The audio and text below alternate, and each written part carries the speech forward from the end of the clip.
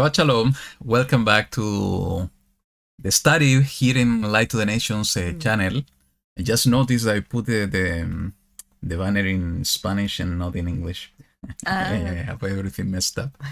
But you got this, is that we are continuing with the portion of the book of Bereshit, Genesis.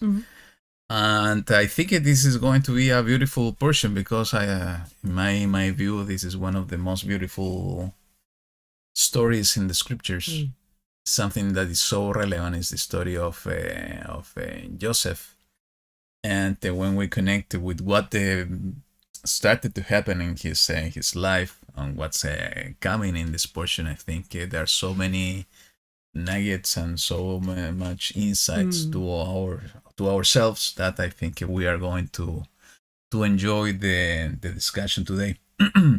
I really hope that you have been having a wonderful Shabbat, that you are finally having the rest in Elohim after the working week. And as always, tell you it's a blessing to be here and to have the chance to share what we feel about these portions. So I welcome all of you. I see 24 of you connected. This is a blessing, and we hope Mort will be joining us today also, that Mort will have the chance to check these studies also offline in case they are not able to join us in the broadcast. Something you want to say? That now we can feel more necessary even the rest every week. It's like we are just waiting for the Shabbat. Yeah. How are you feeling? Better, but I'm still with the allergy and things like that. So improving, no, much better. Yeah. Good. So if we hear your voice a little bit weird, it's because of the allergy. Have all the congestion. Yeah, because we are like, I don't know, a lot of flowers, everything is green, all the pollen around. Yeah. So we are in Shabbat, enjoying Shabbat. We need to enjoy this day. We know that the world is preparing for celebration, different type of celebration. They are doing it in the name of somehow Messiah. We know it's not the right day, but it's important that we have received this calling. This calling from Messiah, from Mashiach, to get out of the system of the world. We are the called out ones, that we need to stay firm on the rock that is Mashiach, that we need to continue in the right path, that we need to continue being strong in the faith, in the emunah that is in the hands of Him. And actually, before we started, I felt this morning that the need to share this passage with you all is something that most probably we know by heart, but it's always important to keep the reminders in our heart, in our thoughts about what Mashiach said to all of us. And this is what is being written in the book of Matthew, YaHuWaH chapter 5. These are the blessings. And let me read to you. This is from verse 1 to verse 12. It says the following. But when he saw the crowds, he went up on a mountain. And when he was seated, his taught ones came to him. And having opened his mouth, he was teaching them, saying, Blessed are the poor in spirit, because theirs is the reign of the heavens. Baruch, blessed are those who mourn, because they shall be comforted. Blessed, Baruch, are the meek, because they shall inherit the earth. Blessed, Baruch, are those who hunger and thirst for righteousness, because they shall be filled. Blessed are the compassionate, because they shall obtain compassion. Blessed are the clean in heart, because they shall see Elohim. Blessed are the peacemakers, because they shall be called sons of Elohim. Blessed are those persecuted for righteousness' sake, because theirs is the reign of the heaven. Blessed are those when they reproach and persecute you, and falsely say every wicked word against you for my sake. Rejoice and be glad, because your reward in the heavens is great. For in this way they persecuted the prophets who were before you. So we know that we have a great, as Mashiach said, reward in heaven. This is the place where we need to put our focus, where we need to put our eyes. Is that because that reward, there's no doubt that it's coming to fulfillment really soon.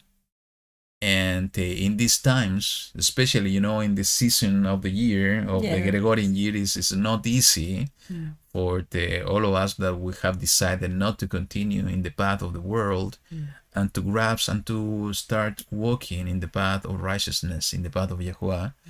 So in this season, it's more important than ever that we need to put our focus and to remember that YaHuWaH has been chosen all of us for a special purpose, and He has opened the door through His Son Yahushua HaMashiach, who is our rock, our foundation. It's where we need to stand up, is on Him, in order to be part of His kingdom, be part of His people, and to follow Him, because He is the one, Yahushua HaMashiach. He is the one showing us the way forward, the way we need to walk. So let's keep in mind these blessings. Let's keep in mind that we are being called to follow righteousness, the righteousness of the kingdom of YaHuWaH. Having said that, let's listen to a song. Last night, I even told you about this. Last night I was working in finishing some kitchen cabinets here in our house. While you play a song, like you always do, and from Joshua Aaron, and I was moved to sing. I was not singing for a while, so it was so beautiful, the melody part of the song. So I started to sing, and I felt something really special during that time. And I want to share this song with you today. And I think, as usually happens, somehow it's connected to the portion in some way. So let me prepare this. I want to listen to the song as well. So I'm going to put my earphones and let me share it with you. So here we go.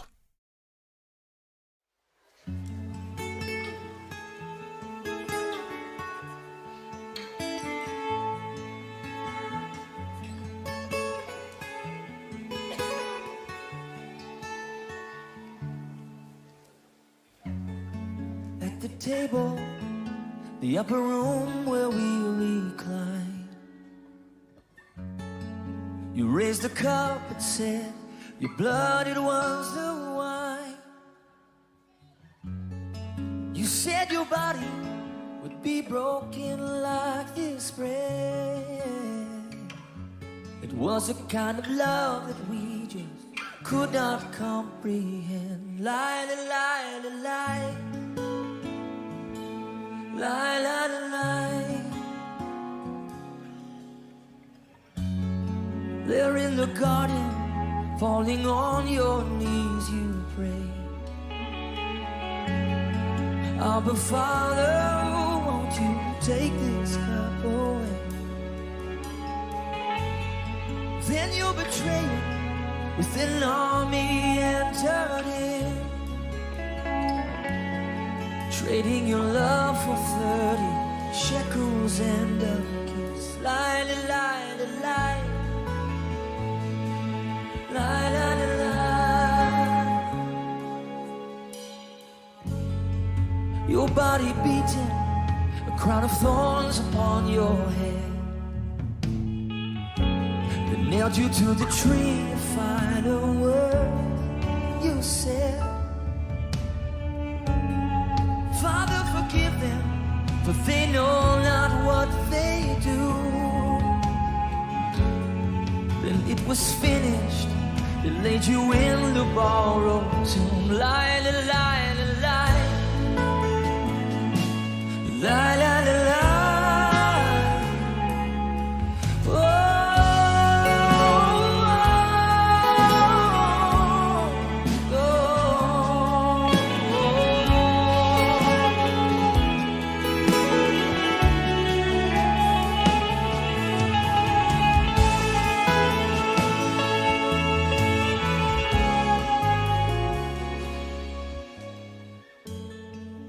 Early morning, it was before the break of day. The earth had trembled and the stone was rolled away. The tomb was empty, love had conquered over sin. An invitation that we all may enter in. Lie, lie, lie, lie.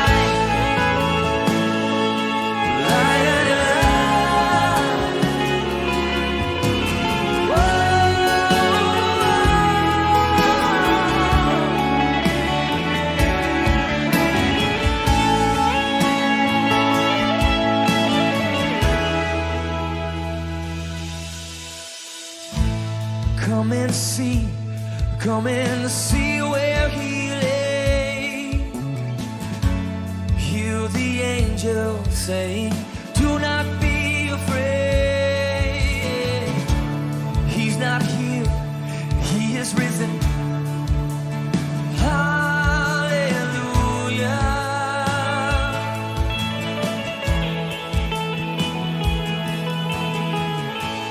Come and see where he lay. Hear the angels say, do not be afraid. He's not here, he is risen.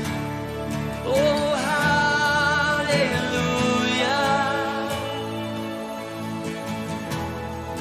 Come and see.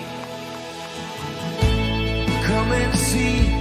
Come and see where he lay. Hear the angels say, do not be afraid. He's not here, he is risen. Oh, hallelujah. Oh. Come and see where he lay. Hear the angels say, do not be afraid. He's not here, he is risen. Hallelujah.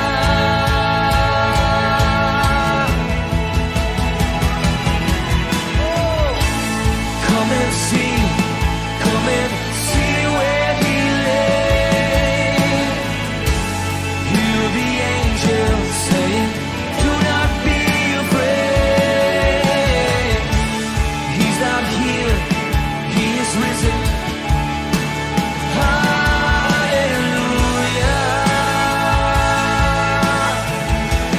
Oh, hallelujah.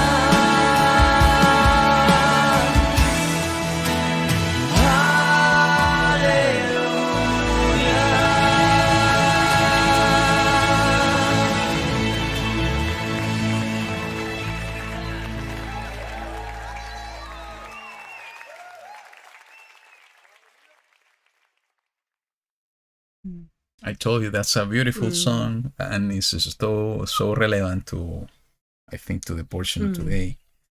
And it's our hope, you know. We know that he's risen and he's coming back. As I was checking the chat, I think this is our hope. He's coming back very soon. I will invite you to close your eyes and let's pray together before we start this study.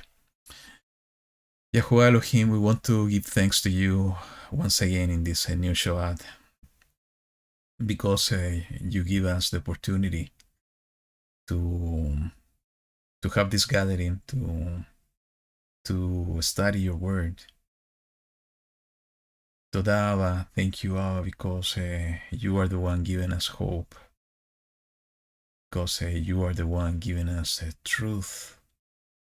And because you are the one that has to hold our hands and then bring us back to you, back to the kingdom, back to your ways.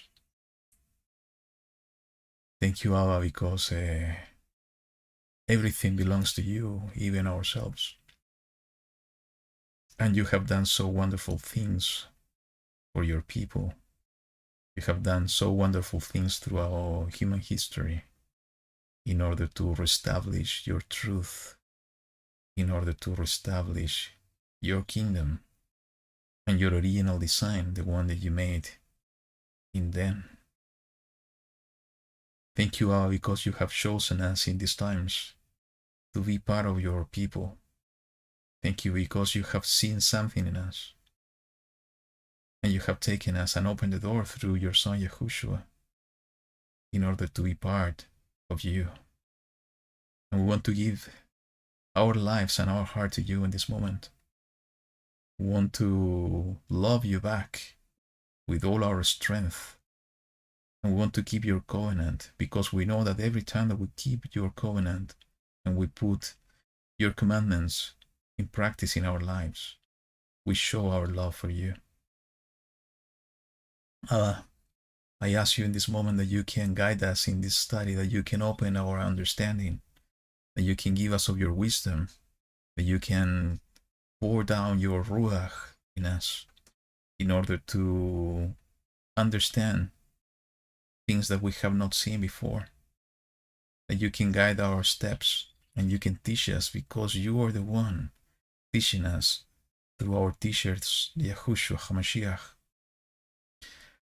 I pray to you in this moment that you can unite us with your love, that you can guide us in these last days, that our hope that is in Mashiach, the one that was risen from the dead, the one that is the King,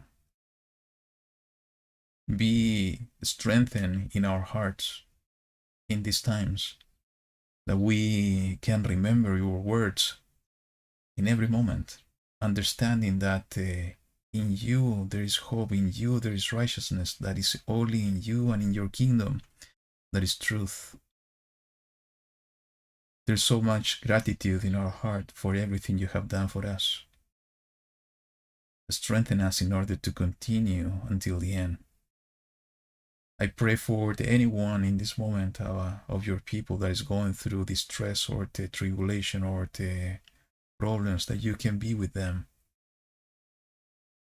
that you can heal the sick, that you can give strength to the one that is feeling weak in these times. And most important in this moment, that you can guide us in these days, and you can fill us with your YaHuWaH, and you can guide us in this study, Abba. We love you with all our heart, and we trust in you. Our trust, our love, and our hope is in you. Thank you for listening to our voices, and thank you for being with us in this time. We pray to you in the name of YaHuWaH Mashiach. Amen. Amen.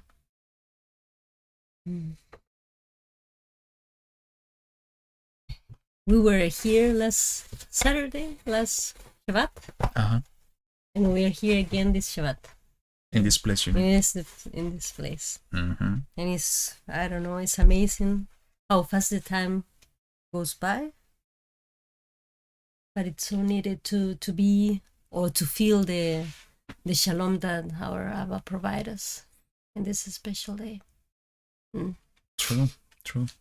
So let's begin the study. Let's go with the part in 60 seconds, and let's see the summary before we begin checking and reading this portion of today. So here we go. Yeah. Shalom and welcome to Parsha in 60 seconds. Today's portion is from Genesis 41:1, 44:17. It is called Miketz, which means at the end. Pharaoh had scary dreams in which 7 skinny cows ate 7 fat cows, and another similar dream involving corn. Pharaoh inquired from all of Egypt's wise men and magicians to interpret the dream. They failed. The butler recalled Joseph and told Pharaoh. Joseph interpreted that there would be 7 years of good crops followed by 7 years of drought. Pharaoh appointed Joseph as his number 2 man in all of Egypt to prepare for these events. When famine struck, all the people came to Egypt to get food. 10 of Joseph's brothers went down to Egypt, but Jacob kept Benjamin behind to protect him. Joseph saw them, but they did not recognize Joseph. After many tests of the brothers, which involved lots of free meals, Q&A, crying, and imprisonment, Joseph had one final test. Joseph had Benjamin brought to Egypt, and as they were preparing to leave, Joseph hid a goblet in Benjamin's bag. As they were departing, Joseph accused them of stealing and found the cup in the bag. Benjamin would be arrested, but Judah went to Joseph's house to save him. And that is Miketz in 60 seconds. Will Judah save his family? Will Benjamin be a slave forever? Tune in next week to see the brothers' fate. Good. So it's a good summary. Let's begin. Let me put the scripture in the screen, and let's see what the YaHuWaH is bringing today to this study. So let's go to chapter 41.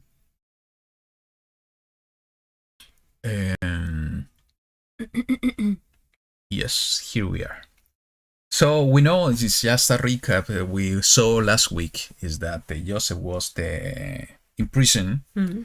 He has this encounter with the 2 servants of Pharaoh, and he interprets the dreams, and that was the end of the last portion, I think. So this is the continuation, and we know that Joseph was telling the cupbearer to remember him, to tell about him to Pharaoh. This didn't happen, actually. If we read in the verse 1, it says at the end of 2 years' time. So 2 years passed by. And he was still in prison. So let's read and let's comment on what we were seeing here. So let me take a look in the chat. I just seen that it seems that Corina is not feeling well. Oh. And just seeing the comment of Karen. So our prayers are going through Corina and anyone that is feeling weak and sick. We pray YaHuWaH that he is touching everybody, that he is restoring health and he restoring strength. Yeah. Okay. So it says the following: and it came to be at the end of 2 years' time that Pharaoh had a dream and saw him standing by the river, and saw 7 cows coming up out of the river, beautiful looking and fat, and they fed amongst the reeds. Then saw 7 other cows coming up after them out of the river, ugly and lean of flesh, and stood by the other cows on the bank of the river. And the ugly and lean of flesh cows ate up the 7 beautiful looking and fat cows. Then Pharaoh awoke, and he slept and dreamt a second time, and saw 7 heads of grain coming up on one stalk, plump and good, and saw 7 lean heads scorched by the east wind, coming up after them. And the 7 lean heads swallowed the 7 plump and complete heads. Then Pharaoh awoke and saw it was a dream. And it came to be in the morning that his spirit was moved, and he sent and called for all the magicians of Mizraim, and all its wise men, and Pharaoh related to them his dreams. But there was no one who could interpret them for Pharaoh. So let's stop there for a minute. I think it's important to remind ourselves is that what we see here, and Joseph later in this chapter is reinforcing this concept, is that YaHuWaH speaks to us through dreams. We saw this, it was last portion, right? It was last portion. That Joseph was receiving these dreams. He was relating these dreams to his brothers, to his father. The reaction was not what he was expecting. And but it was from YaHuWaH, and we will see next week at the end of this portion how everything ends up and how YaHuWaH orchestrated everything. And we see here even YaHuWaH bringing this dream to the king of Egypt, to Pharaoh. relating, is a prophetic dream relating to what's coming. And when I was reading this, I remember the dream because the story is very similar to what happened to Daniel, the prophet, and the king of Babylon. It was something very similar. It was the king of Babylon having the dreams, and a prophet of YaHuWaH telling him what was the meaning of the dreams. So what's the point here is that we need to, and we did talk about this last week, is that we need to be so attentive to what YaHuWaH is bringing, especially in these times. I think you mentioned last week is that it is written that in the last days he will provide visions, and also he will provide dreams to his people. So we need to be so attentive, because this is the way that he's talking to us, and most of the time it says prophetic dreams, that it could be pointing to something that we need in our lives, but also it could be related to something even bigger, to his people, or to what's happening to the world. And you have to have dreams like this, and myself as well. That sometimes are personal dreams, other times are dreams that are related to something even bigger. Okay. The wind here is being very strong. So, and the other thing here is that YaHuWaH is bringing dreams not only to his people, he's bringing dreams to more people. We just talk about two persons that are not part of his people, is the king of Babylon and the king of Egypt, having the dreams, and reinforcing the idea that the true interpretation is coming just from Elohim, it's coming through his servants. So it could be, and we should not be surprised that people that maybe even doesn't believe in YaHuWaH, they're also having this kind of dreams. So that's why we need to, sometimes maybe we need to ask people about their dreams. What do you think on that? I don't know if ask, but maybe we can talk about the importance of recognizing some important dreams. And it's I'm a way to start a discussion as well, to share about that. Yeah, exactly. And I'm for sure that a lot of people have a special dream that they can remember, and they don't know the meaning of them, and maybe help them to search through the special prayer to look for an answer or a guidance. So I think that it could be not asking every dream, but ask them about maybe a special dream that they have had. And I think it's a good way to, as I said, to initiate a conversation with somebody to share about the truth.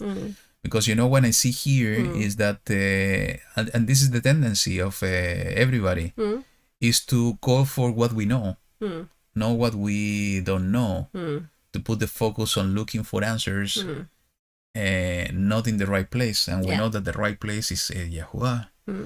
So in this case, Pharaoh, he knew about his magicians, the wise men of the Egypt, Mizraim, and he was trying to find answers of these dreams through his people.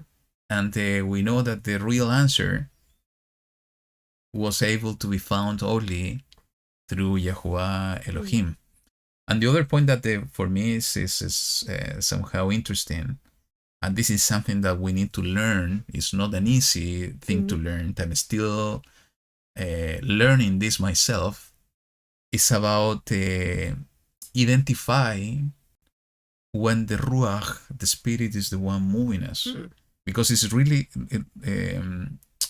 written very easily in plain text saying that, and it came to be in the morning that his spirit was moved. So the spirit of Pharaoh was moved because of the dream that he needed to understand them. It was not his thoughts, it was not his heart, it was not his emotion or his body, it was his ruach, it says. So we need to be able to identify to differentiate when the ruach is the one moving us to do something, when our heart, our thoughts are moving us to do something. Because most of the time, if not all, when the ruach is the one moving us to do something, is because it's YaHuWaH the one orchestrating everything, and he is preparing us to do something. And in this case, it's clearly see it was YaHuWaH moving the ruach, first giving Pharaoh dreams. He was communicating through Pharaoh something that was coming. And then he was the one moving the ruach of Pharaoh in order to look for interpretation. Yeah, imagine if he just decided, okay, well, the magician didn't know anything, or to stop there. Oh, I'm going to forget about this. It was something else. And sometimes I know that everybody has had these situations when we cannot take out some thoughts of our minds, and it's a kind of a reminder, okay, you haven't done this, or you haven't spoke about this. So it's a kind of, that's the ruach. That's true. So this is something we need to pray YaHuWaH to teach us how to differentiate from what's coming to the ruach. It's coming, this kind of communication between the ruach of Elohim and the ruach that YaHuWaH has put in us, within us. So that type of connection is the one that we need to be able to identify. And to ask YaHuWaH to teach us how to identify that move of the ruach through our ruach, in order to understand what he wants from us and what he's moving us to do. And that is like the first step for the first action that usually we need to do, and then everything is going to start moving. Yes. So let's continue. It says, then the chief cupbearer spoke to Pharaoh, saying, I remember my crimes this day. And you told me that something when we were reading this portion is that basically he's acknowledging here that he did something wrong. Yeah. Maybe he didn't deserve death, but it was involved in a bad situation. That's why they were in prison. Yeah, that's true. Let me find something. I mentioned something because I see the chat, and I think it's important to talk about this the ruach. Something that somehow is helping to identify this thing, this move of the ruach. Something that I found in the past in the first letter of John, First John, Yahochanan Aleph in Hebrew, chapter 3. Verse 19. Let me read it for you. And this is not the complete answer. That's why, it's something that YaHuWaH will talk to us in different ways, or the interaction and the relationship and the way that the ruach will move us, it not necessarily is going to be the same with you or with me. That's why it's something we need to pray privately. We need to ask directly to YaHuWaH to teach us how to do it. But this is something, what I'm going to read is something that can help you in this process. It says the following, starting in verse 19, chapter 3, 1 John. And by this we know that we are of the truth, and shall set our hearts at rest before him. That if our heart condemns us, Elohim is greater than our heart, and knows all. Beloved ones, if our heart does not condemn us, we have boldness toward Elohim. So, what's my take on what I just read is that if we feel peace here internally, is because YaHuWaH is moving us to do something. If we don't have that peace, because most probably it's us, the one trying to do something. So if we are not feeling sure about something that maybe YaHuWaH, we think is YaHuWaH the one moving us to do, the better thing is to wait. Wait and pray. And ask him to make you feel inside if you have to continue or not. And we have so many examples in the scriptures that we can ask Abba for testimonies, for witnesses, witnesses that can come through experiences. You know, Gideon, we have one good experience that he was asking for specifically some proofs that was the Abba moving him. And he even asked for a confirmation in the opposite way. Yes. Yeah, and I love that. And it was good because at the end it was the same thing that we will see here in this portion, that Abba is following his same rules. The rules and the instructions he has set for all of us is basically that we need to find 2 or 3 witnesses to establish any truth. And this is exactly what Gideon was doing. Yeah. He was establishing being sure, he wanted to be sure that was Abba. Yeah, I want a confirmation. I want a confirmation. So we can do these kind of things. Also, he can speak through people. I have been sharing with you some personal experiences in the past. How Abba has been using people talking around close to me, not talking to me, talking through themselves, between them. And Abba giving me some messages. Yeah, that you needed to hear. I needed to hear the specific wordings, the specific words. So this is the way that Abba will confirm things to us. So if we are not sure, we need to ask him his confirmations in different ways. It could be through a dreams, it could be through a person, it could be talking to us directly, it could be through signs in the street, most probably sometimes. Yeah. And it could be hearing people talking. When you open the scripture. When we open the scripture. And asking specifically for some things to happen. So just to comment that, because I saw the chat, and it's important to share those kind of experience, how we can ask Abba to teach us.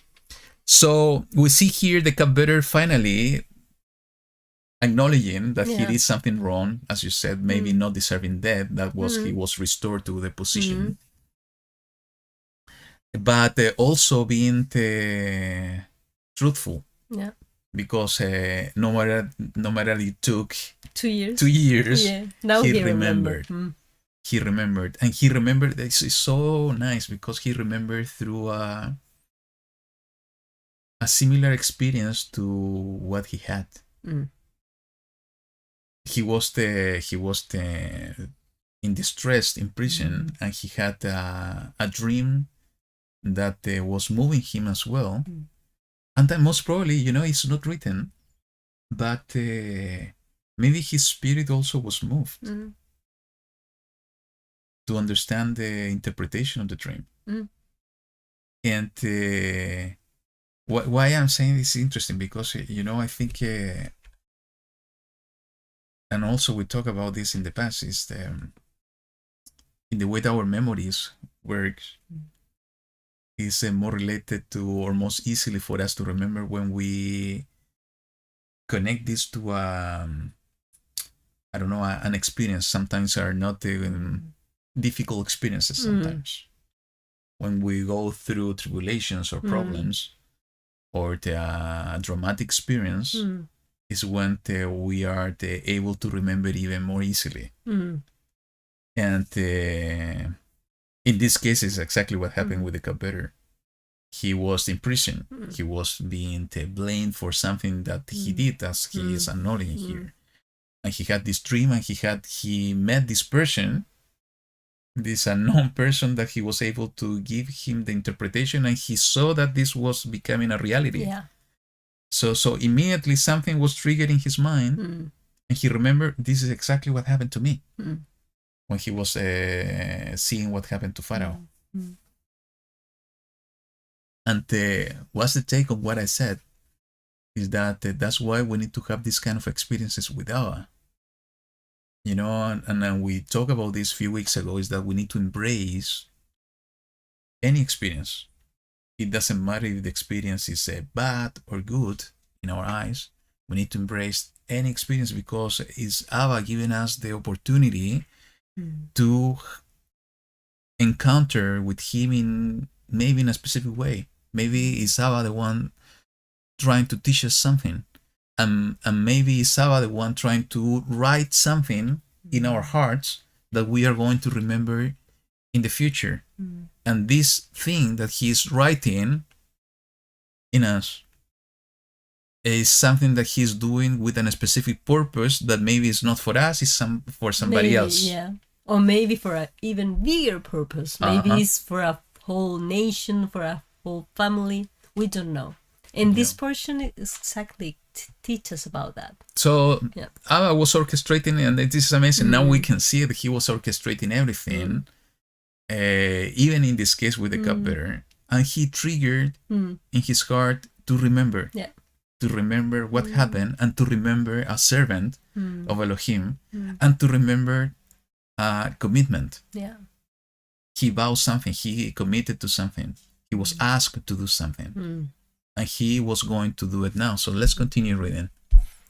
When Pharaoh, in verse 10, when Pharaoh was wroth with his servants and put me in confinement in the house of the captain of the guard, both me and the chief baker, each one of us dreamed a dream in one night. He and I, each of us dreamed according to the interpretation of his own dream. And there was with us a Hebrew youth, a servant of the captain of the guard. And we related to him, and he interpreted our dreams for us. To each man he interpreted according to his own dream. And it came to be as he interpreted for us, so it came to be. He restored me to my office, and he hanged him. Then Pharaoh sent and called Joseph, and they hurriedly brought him out of the dungeon. And he shaved and changed his garments, and came to Pharaoh. You know something that I know that Abba is using all of us in different ways, but it's something that for me it's interesting how Joseph was so connected to dreams all of his life. It was in a special way that Abba was talking to him. And even through a dream and the ability that Abba gave him to have the understanding of the dreams, he was able to get out of prison. So this is also something that we need to pray and try to find out. Abba is using us in different ways. Maybe he has given you something, some kind of ability that has been so obvious somehow throughout your entire life. And maybe even though that is obvious, you have no notice. It's something so normal for you that you have not realized, but this is something that Abba has given you in order to use you for his purposes. You wanted to say something? No, that maybe even that talent, or how do you call it? Do you say something? Ability. Maybe that ability even had caused you some problems, maybe with some people because of their reaction. And maybe you have thought that you don't have to continue with that. But when you know that is something that is special, or is because YaHuWaH was giving you that ability, is that you have to maybe consider that is going to be something that is going to the tool that you are going to have when Abba is going to use you as his vessel servant. Yeah, vessel servant. Yeah. Yeah. So let's continue. It says, and keep in mind that he was in prison, how much? It was almost 13 years.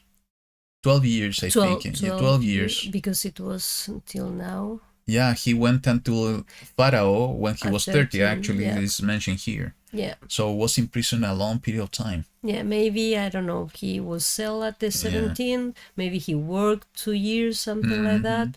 So you can set at least 10. 10 years. Yes. Yeah. So it says in the verse 15, and Pharaoh said to Joseph, I had dreamed a dream, and there is no one to interpret it. Now I myself have heard it. I have heard it said of you that you understand a dream to interpret it. And Joseph, YaHuWaH, answered Pharaoh, saying, It is not in me. Let Elohim answer Pharaoh with peace. So he's here in this part, he's reinforcing.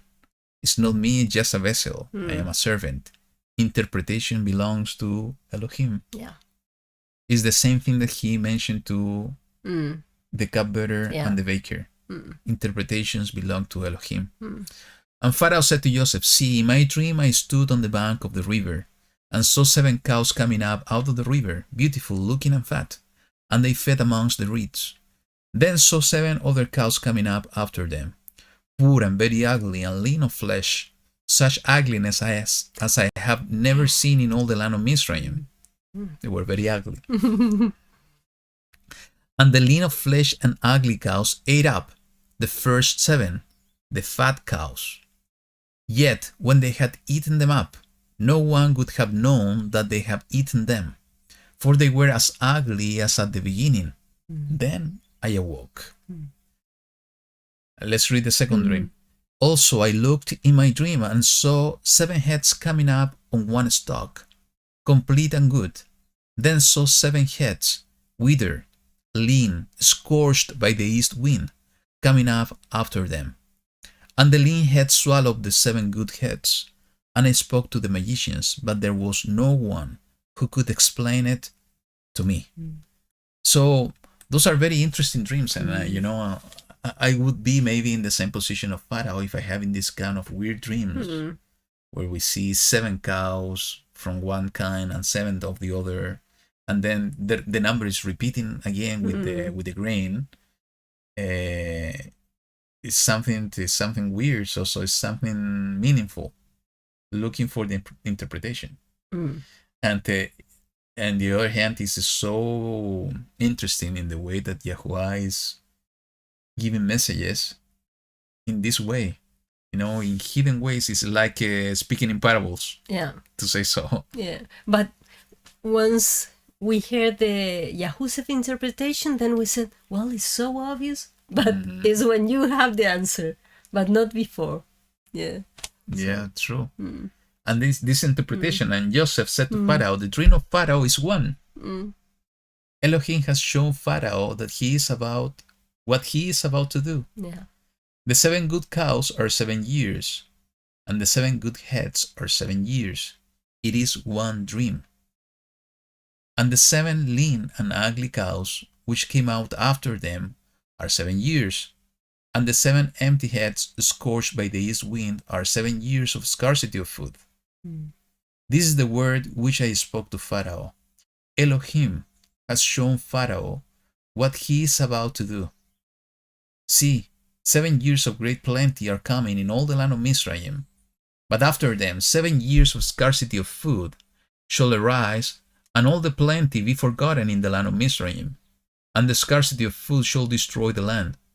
And the plenty shall not be remembered in the land, because of the scarcity of food following, for it is very severe. And the dream was repeated to Pharaoh twice, because the word is established by Elohim, and Elohim is hastening to do it. So this is exactly what I said before. Even Elohim is following the same instruction he is giving us, because he is Kadosh, he set apart.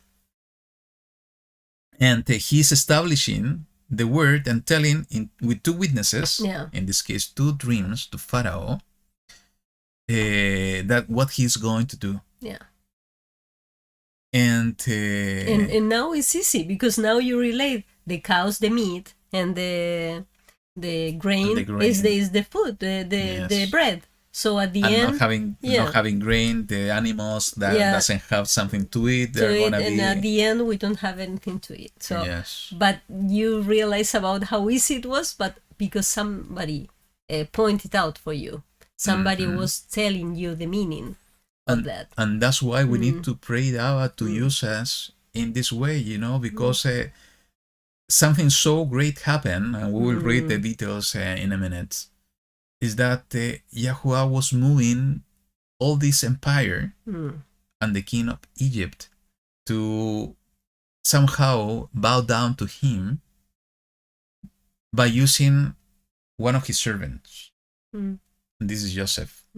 Can you imagine what we can do, or what YaHuWaH can do if we are being used in the same way in these days. If we allow the Ruach to use us in order to interpret dreams, in order to bring these signs and wonders that YaHuWaH was speaking about. And especially in these times, that with all the advanced in technology, that there's nothing, people are not being moved that easily because they have seen so many things through their eyes due to technology that, they're more blind than ever to see what YaHuWaH is doing in a daily basis, what wonderful things he's doing. And their heart is so hard to believe because, they have seen all this advancement in technology that they rely and they trust more on those kind of things than trusting in reality. That's why, everything that is being discussed for years already is about virtual reality, artificial intelligence, that, that is moving people to... the fake world. Exactly, to a fake world. Something that doesn't exist. Yeah. Instead of something that, we can touch, that we can feel. Something that is real. Something that Allah has created. So... and where we can see life itself. Yes. So that's why, the only way to move this generation, at least in my opinion, in the way that I see it, is by the wonderful and the, how to say it, is the, through these signs or through these things that are unexplainable that Allah is doing, has been doing for the always, but in order to do it, we need to be ready. He's not doing it without his servants. We need to be a vessel ready for him to act. So that's why our prayers in these days, that we see Pharaoh somehow almost appearing again in the scenario of the world, is that we need to be servants. We need to be those type of servants in order to bring the signs and the wonders of YaHuWaH in order to move this generation.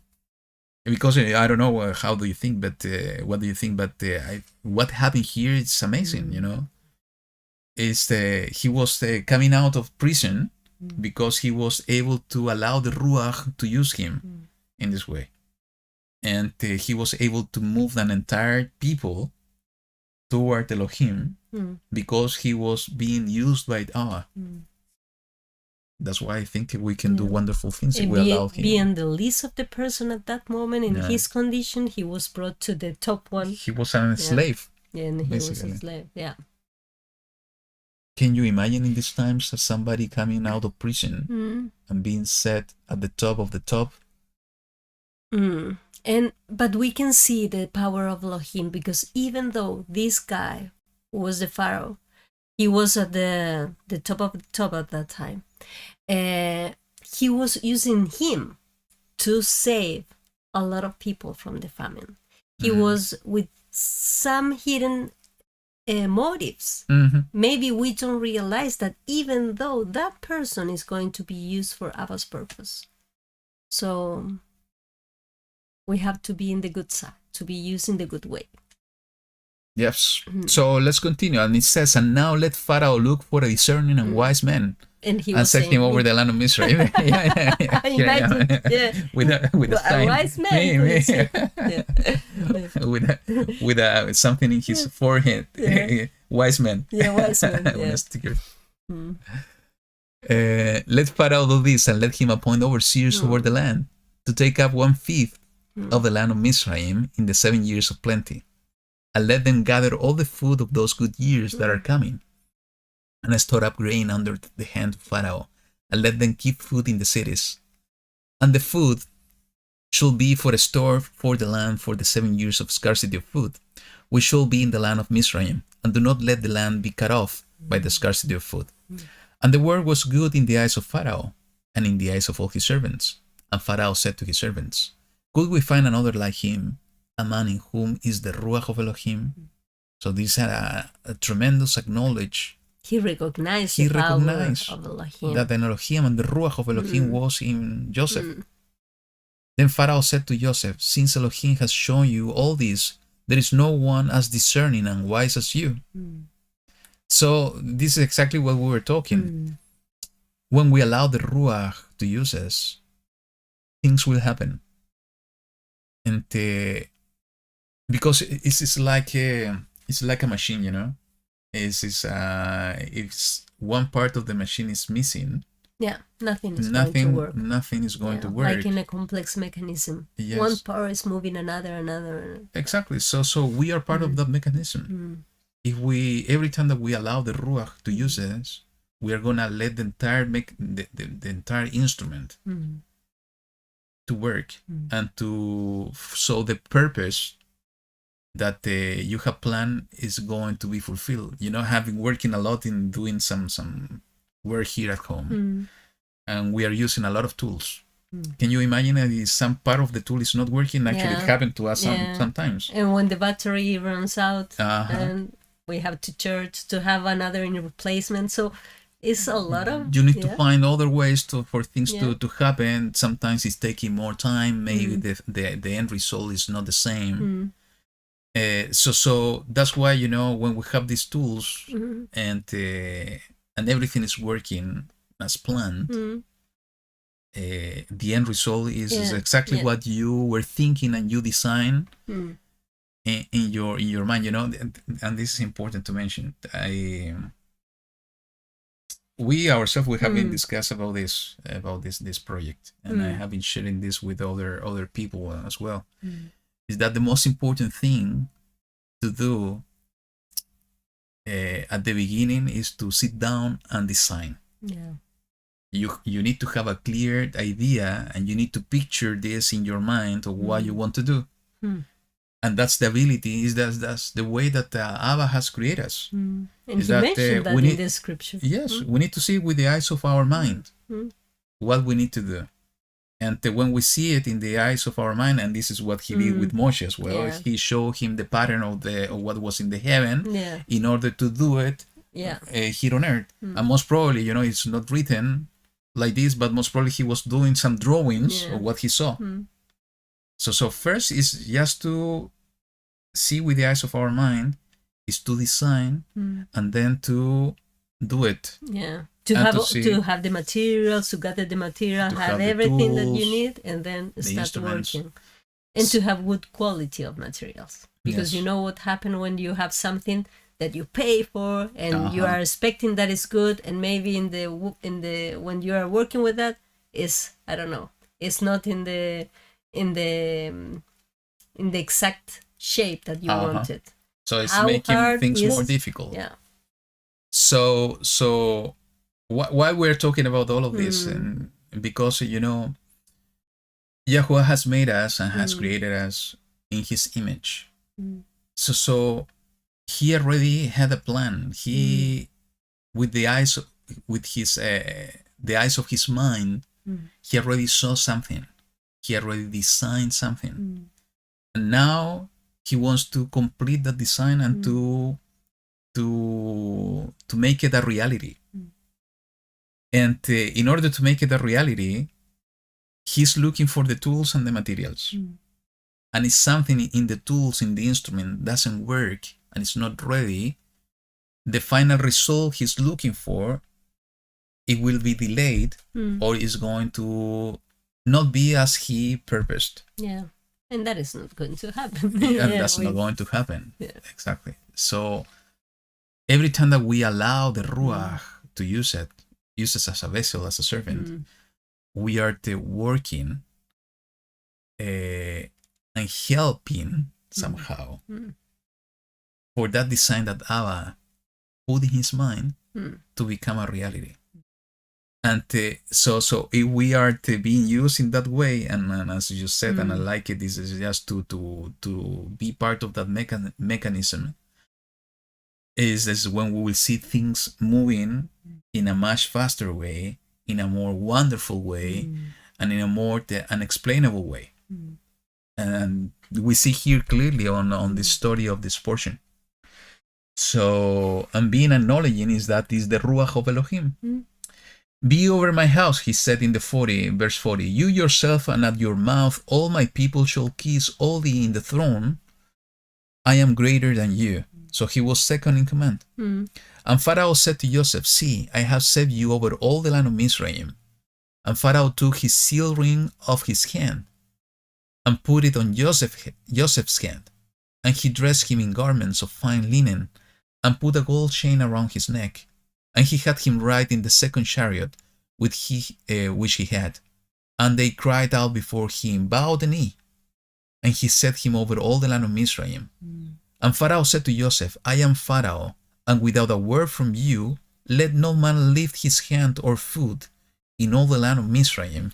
Wow, so he empowered Joseph in such a way that he was a kind of Pharaoh. Yeah. Nothing can be done without his permission. Yes.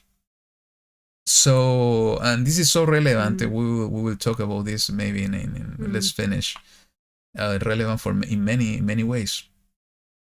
It says, and Pharaoh called Joseph's name Safnat Paneach, and he gave him as a wife Asenath, the daughter of Potiphera, priest of On.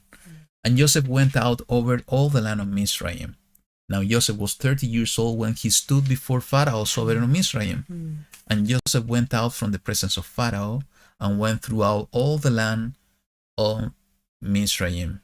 And let's stop there for a minute, because he was in distress for 13 years. So all this story with the brothers, he was sold twice. All the story with the wife of Potiphar, all these years in prison, and all this distress that he was being enduring until the end. Without even imagining what was going to happen. Exactly. And because of obedience, because we see here obedience, because of obedience, YaHuWaH took him out of prison and put him in this position of power. Because of a special purpose. We will see, and even in the words of Joseph later on, we see that he acknowledged and he recognized what was the purpose of all these things. And I think this is coming next portion. But if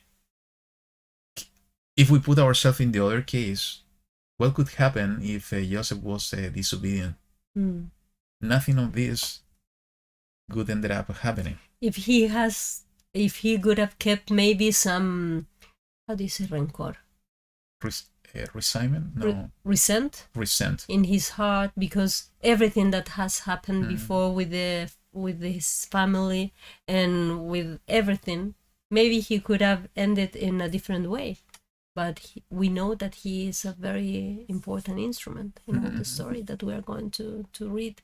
So maybe sometimes things that are happening in our lives, we can see them as something so terrible and maybe not right, that we are innocent in a lot of aspects, but that even those situations has a purpose for something bigger. Yeah, I just saw a question in the chat. It says, did Joseph ever have doubts? I think so. I think it's part of our nature. That we have these double thoughts that somehow is pushing us in one direction, and other ones that are pushing in the other direction.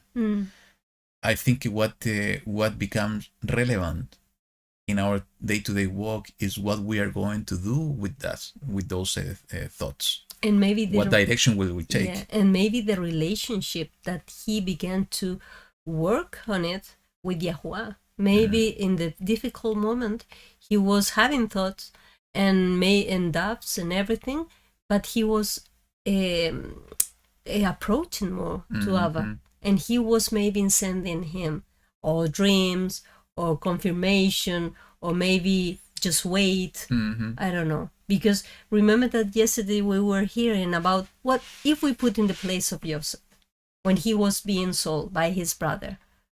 And he realized that, I don't know, if we think about with the human, I don't know, heart, oh, my brothers, they sold me. It was my father who was even mad with my dream. And they decided to sell me out. Even my dad was in this situation because he never knew what happened. So, and maybe he was thinking, well, I'm here, and why my father is not looking for me? Yeah.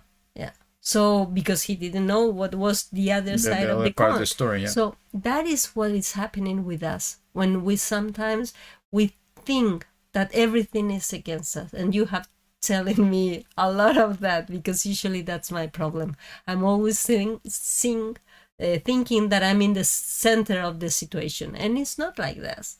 Maybe the things are affecting you, but when you take out from the place, and maybe you go to the Father and pray about the situation, he's going to show you in a different way. No, this is nothing to do with you. Or maybe, I don't know, in some ways it is related to you. But you are a part of the story. It's not about you. You are going to be in the story, but not everything is against you. And if everything is against you in that moment, it's going to be for something else. Something in the future is going to be changed because you have suffered maybe this. So True. And actually, we need to remember all the time is that the battle is in the mind. Is that through the thoughts is where we make decisions. It's always here. And something interesting is that we need to recognize that according to the scriptures and the Hebrew mindset, the thoughts are coming from the heart. All this think about the mind, and this is something that I started to study some time ago. All the concept of the mind is more coming from the Greeks, more than coming from the scriptures.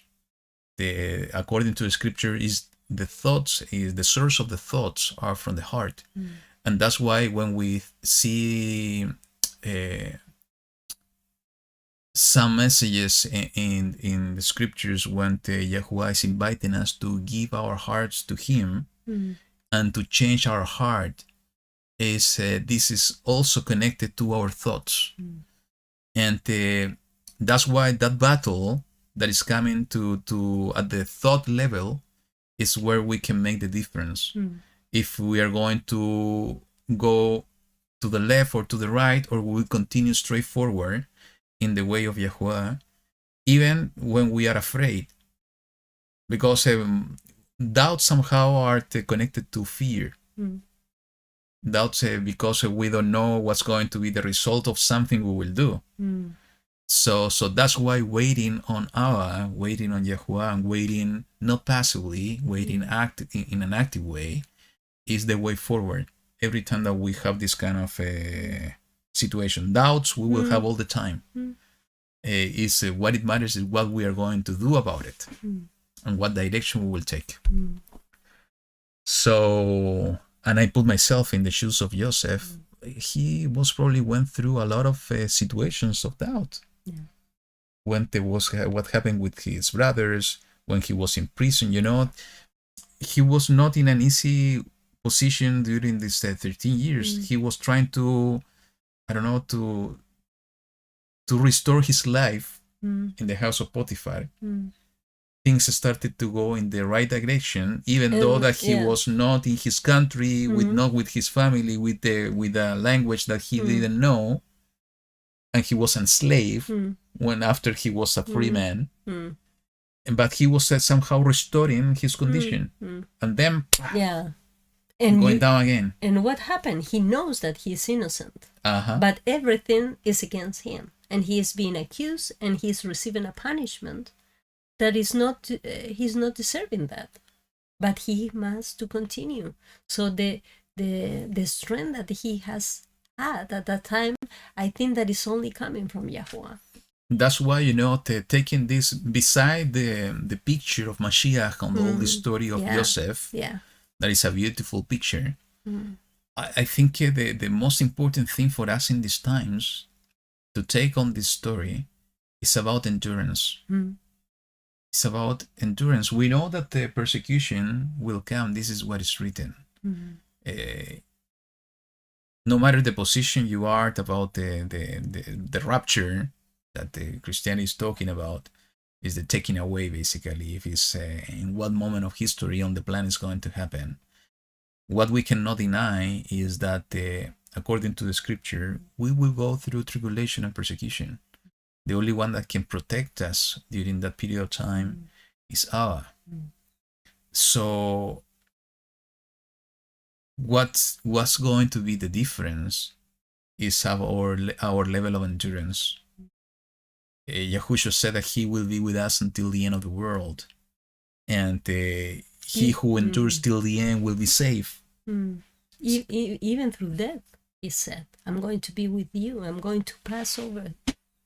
Yesterday we were taking a look on one of the latest videos of 119 Ministries. They were talking about Hanukkah. I think we didn't manage to watch it all. No. We were very super tired yesterday. We only slept 1 hour. Yeah, we slept 1.5 hour before coming, driving here. So we were totally exhausted last night. But we were while we were doing Kiddush, we were watching this video, and the brother was remembering the beginning of the story of Hanukkah. With you can read this on the book of Maccabees. And I always time to time I remember the story when I read this book, because it's so compelling and it's so a foreshadow of the things to come, that the compelling part was the endurance of the people all the time. They suffered persecution, and the two stories that I always remember were exactly what he was explaining and talking yesterday. It's about an old man that was being forced to eat pork, and it was about this woman with the 7 children that also they were being tortured and persecuted in front of her. And also the old man was in front of all the people, and the people was I remember reading this, is that he was being pushed by the young people to his kind of people. The people was telling him, eat, save your life. Save your life, it doesn't matter for us. But he decided to in both cases to endure till the end. And they decided not to give to give up. They endured till the end to be to keep the obedience till the end. That's the meaning of endurance. Joseph was free. He had dreams. YaHuWaH was giving him, communicating to him things to happen, things that were coming. He was orchestrating, and part of this suffering of Joseph, I have no doubt, it was part of the needed preparation for what he was going to do. Without having all this suffering in his life, he was not going to have the strength and the character to fulfill the purpose that YaHuWaH had purposed for him. So that's why he needed to endure till the end. Because by enduring till the end all this suffering, he was going to allow YaHuWaH to form him in the way YaHuWaH wanted to form him. So victimizing ourselves because of things that we are going through is a human thing. Sure, we are going through that situation most of the time, but that's why, especially on the difficult situations, is instead of victimizing ourselves, And even if we are victimizing ourselves, we need to realize as soon as possible and get out of that situation, and to ask Abba to give us the strength to endure till the end, until He has done His purpose in our lives. And for what's happening and what's coming to the world, is the most important message, is that we need to let Him give us the strength, and we need to have the mindset to endure till the end, no matter what's coming. If we have decided to trust in Him. And I would say that for all of us that we are here, 62 I see connected, and in case you are not connected and seeing this later, is that we who have decided to start walking in this way, it's an impossibility to look back and try to do something different. No matter that, if we messed up, we can deviate ourselves. That can happen.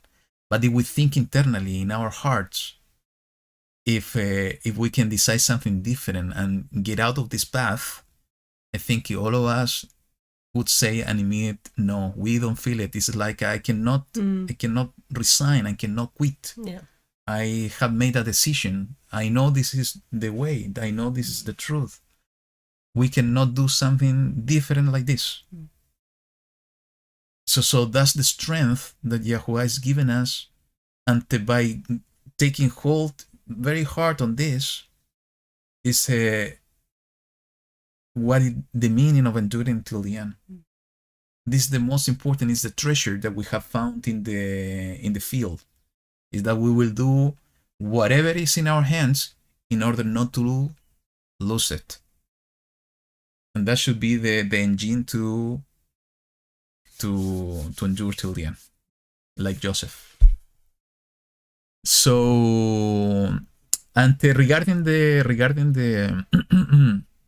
the parallels with Mashiach, and connecting to the song we were sharing, Yahushua was risen from death, and He was considered dead.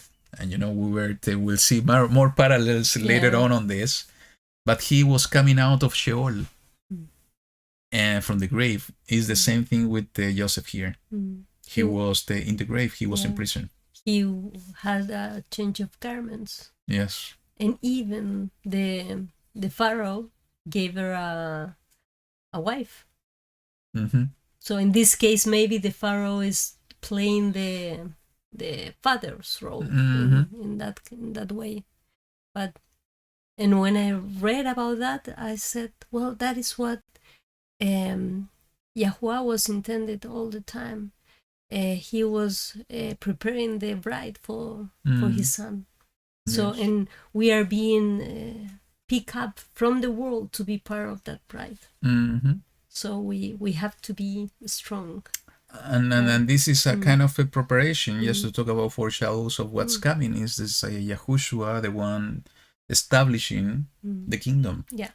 Everything depending on Him. He's going to put all His enemies under His feet, is written in the Word. So is Yahushua the one even gathering the grain? And this is so prophetic when we talk about Mashiach sending the messengers to gather the wheat from the world. Is gathering the grain.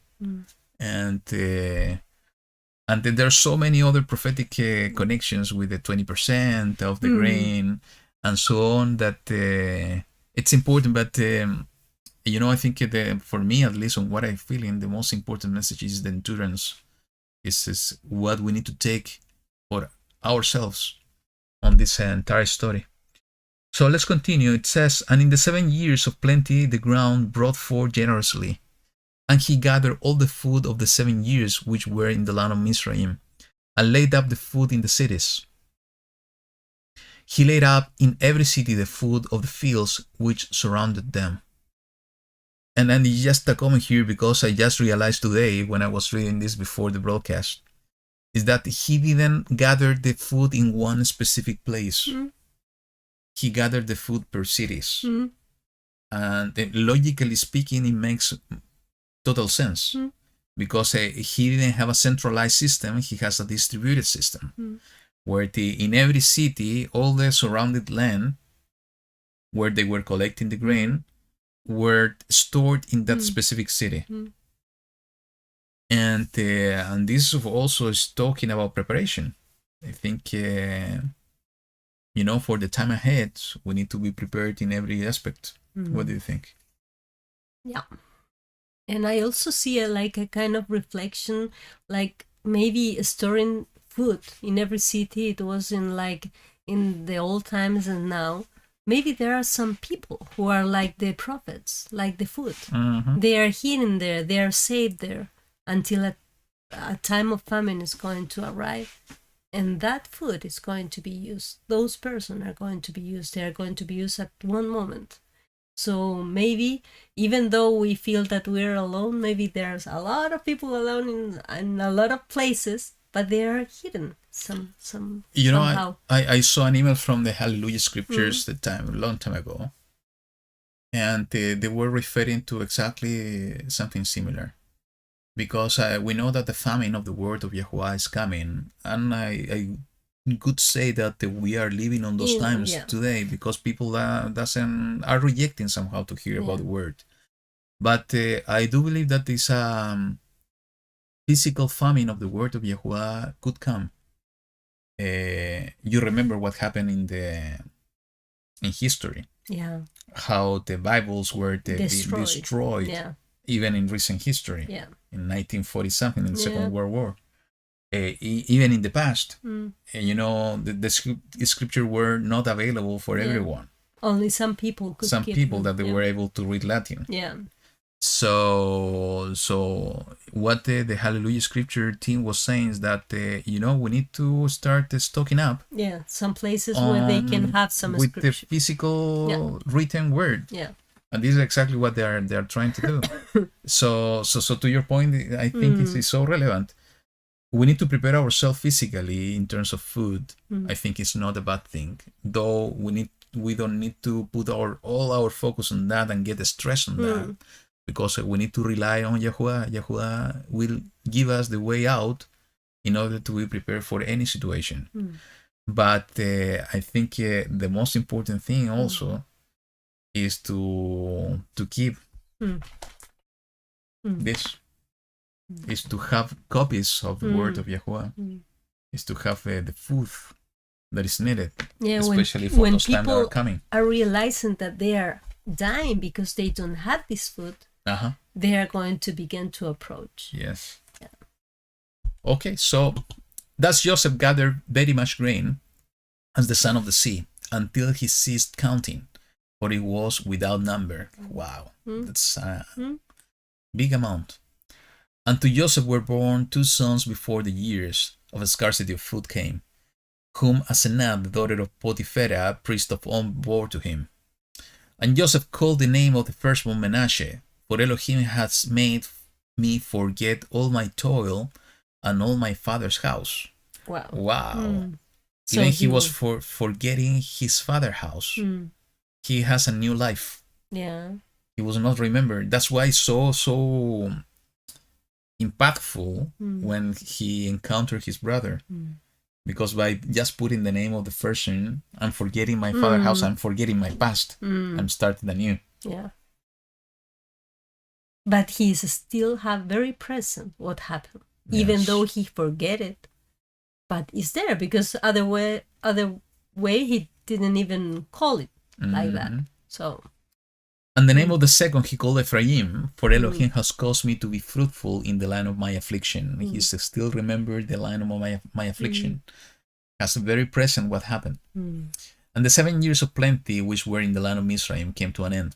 And the 7 years of scarcity of food began to come, as Joseph had said. And the scarcity of food was in all lands, but in all the land of Mizraim there was bread. But when all the land of Mizraim hungered, and the people cried to Pharaoh for bread, Pharaoh said to all the Mizrites, or the Egyptians, go to Joseph, do whatever he says to you. And the scarcity of food was over all the face of the earth, and Joseph opened all the storehouses and sold to the Mizrites. And the scarcity of food was severe in the land of Mizraim, and all the earth came to Joseph in Mizraim to buy grain, because of the scarcity of food was severe in all the earth. And this is so beautiful, because at the end times, everybody will go to YaHuWaH, the Messiah. It is written in two books, in the book of Yeshayahu and Micha, Isaiah and Micah, is that the people will run to the mountain of YaHuWaH, because from there they will have the Torah, and the word of YaHuWaH is coming from Jerusalem. So everybody will go to the king, in the same way that we see in this passage. And you mentioned something to me that is beautiful. Maybe you should share. It's about the wording here. It is very similar to something else. Yeah, because he said, "Go to Joseph, do whatever he says to you." And immediately when we read that, it's impossible not to think about the time when it was the first miracle, when Yahushua was turning the water into wine, when the mother of Mashiach, Miriam, was telling to the people there, "Go and do whatever he says to you." So it's the same. It's like, that is the way. So I found it very beautiful. Yeah, it's an additional foreshadow of Mashiach. Of Mashiach. Yeah, a connection. Yeah. Okay, so let's continue. Let's go to the 42. And it says the following. And when Jacob saw that there was grain in Mizraim, Jacob said to his sons, "What do you look at each other?" It sounds so funny. Yeah. What are you doing? What are you waiting for? Move your feet. And he said, "See, I have heard that there is grain in Mizraim. Go down to that place and buy for us there, and let us live and not die." And Joseph's 10 brothers went down to buy grain in Mizraim. But Jacob did not send Joseph's brother Benjamin with his brothers, for he said, "Lest some harm come to him." He most probably became so protective of Benjamin. Yeah. He was we were doing this counting. Most probably he was 2-3 years old when Joseph was old. Yeah, maybe. So maybe now. He was a teenager somehow. No. Most probably during this time. So he was very protective of Benjamin, and with good reasons. And the sons of Israel went to buy grain among those who yearned, for the scarcity of food was in the land of Canaan. And Joseph was the governor over the land. He was the one who sold to all the people of the land. And Joseph's brother came and bowed down before him with their faces to the earth. And Joseph saw his brothers and recognized them. But he acted as a stranger to them and spoke to them harshly, and said to them, "Where do you come from?" And they said, "From the land of Canaan to buy food." Do you think that he remembered his dream? Yeah, of course. And I imagine him that he has the chance to say it at the moment they bow down. "I told you, you were going to do that." But he was not like that kind of person. So he was he remembered perfectly. Yeah. That was the reason why his brothers, they were mad at him. So I know that he remembered. I don't know. And this is a beautiful picture, because it's basically all the people of the land. Yeah. So everybody says exactly as I said. Everybody will come to one person. Yeah. It will come to the king. And it's not only that; it's also the regathering of the 12 tribes.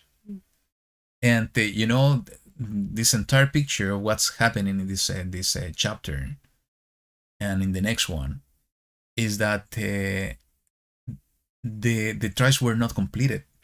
There was one missing. Yeah, Benjamin was with the father. Yeah, and keeping aside the entire purpose of this story and why Joseph was doing, if we see the foreshadow of this, is that the fulfillment of what needed to happen cannot happen until the tribes were reunited. Yeah, and the one that is missing is the one that is directly connected with Yahushua. Correct. Is his own same blood, mother and father, the same blood, not like the rest of the brothers. It was just for father. Yeah. So this picture is so beautiful. It's talking about the Mashiach and regathering of Israel. And so Joseph recognized his brothers, but they did not recognize him. And Joseph remembered the dreams which he had dreamt about them, and said to them, "You are spies. You have come to see the nakedness of the land." Here was the answer. He remembered the dreams. Yeah. And how not to remember? Because of those dreams, the brothers started to hate him, and they decided to sell him. Even they wanted to kill him, and he remembered that they wanted to kill him. Yeah. And they said to him, "No, my master, but your servants have come to buy food. We are all one man's sons. We are trustworthy. Your servants are not spies." But he said to them, "No, but you have come to see the nakedness of the land." And they said, "Your servants are 12 brothers, the sons of one man, in the land of Canaan. And see, the youngest is with our father today, and one is no more." Wow. At least they told the truth. Yes, exactly. This is exactly what we were talking. They said, "We are 12. We can you imagine what was going through Joseph's heart Yeah. when he heard about this? Yeah. We are 12. Yeah. So. And when they recognize and one is no more. Because they could say we are 11 brothers. Exactly. But they said we are 12. They were considering him. They were still considering him as part of the family. And Joseph said to them, "It is as I spoke to you, saying, you are spies. By this you shall be proven. By the life of Pharaoh, you do not leave this place unless your youngest brother comes here. Send one of you, and let him bring your brother, while you are kept in prison. So let your words be proven to see whether there is any truth in you, or else, by the life of Pharaoh, you are spies." So, he wanted to know the heart. And this is exactly what Abba is doing with us. And most probably, all these difficult things that we sometimes experience in life is a way for Abba to know what is in our heart. You remember we were talking about this, about the life of Abraham.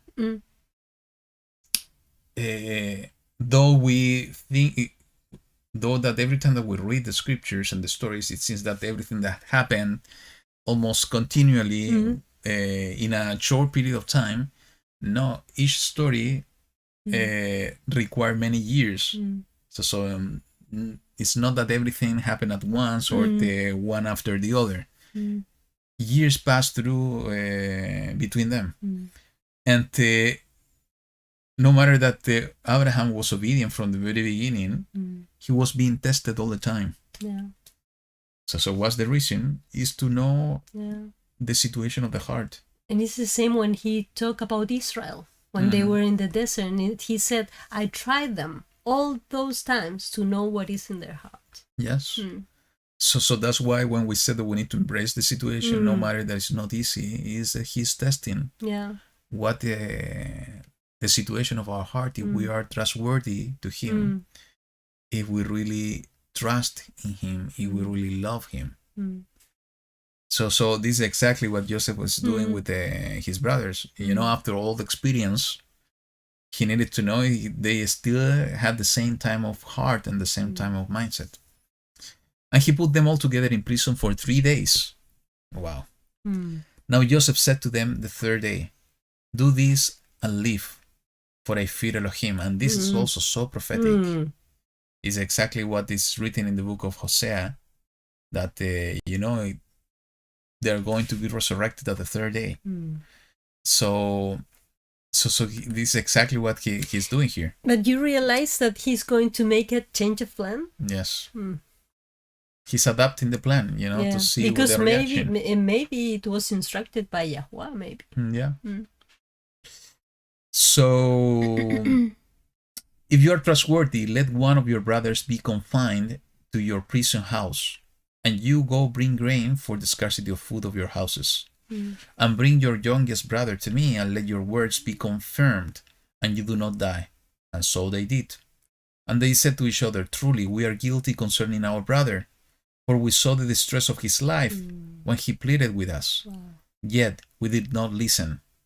And this is why this distress has come upon us. Let's think for a minute on the 10.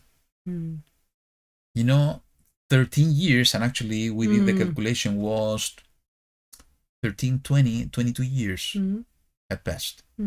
Because it was 13 years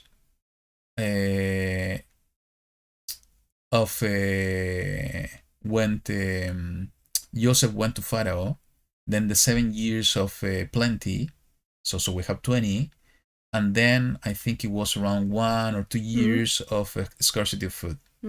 So we're talking about 20, almost 20, between 20 and 22 years when they sold Joseph. And that pain was still in their heart. They were remembering. Yeah. We are guilty. Guilty.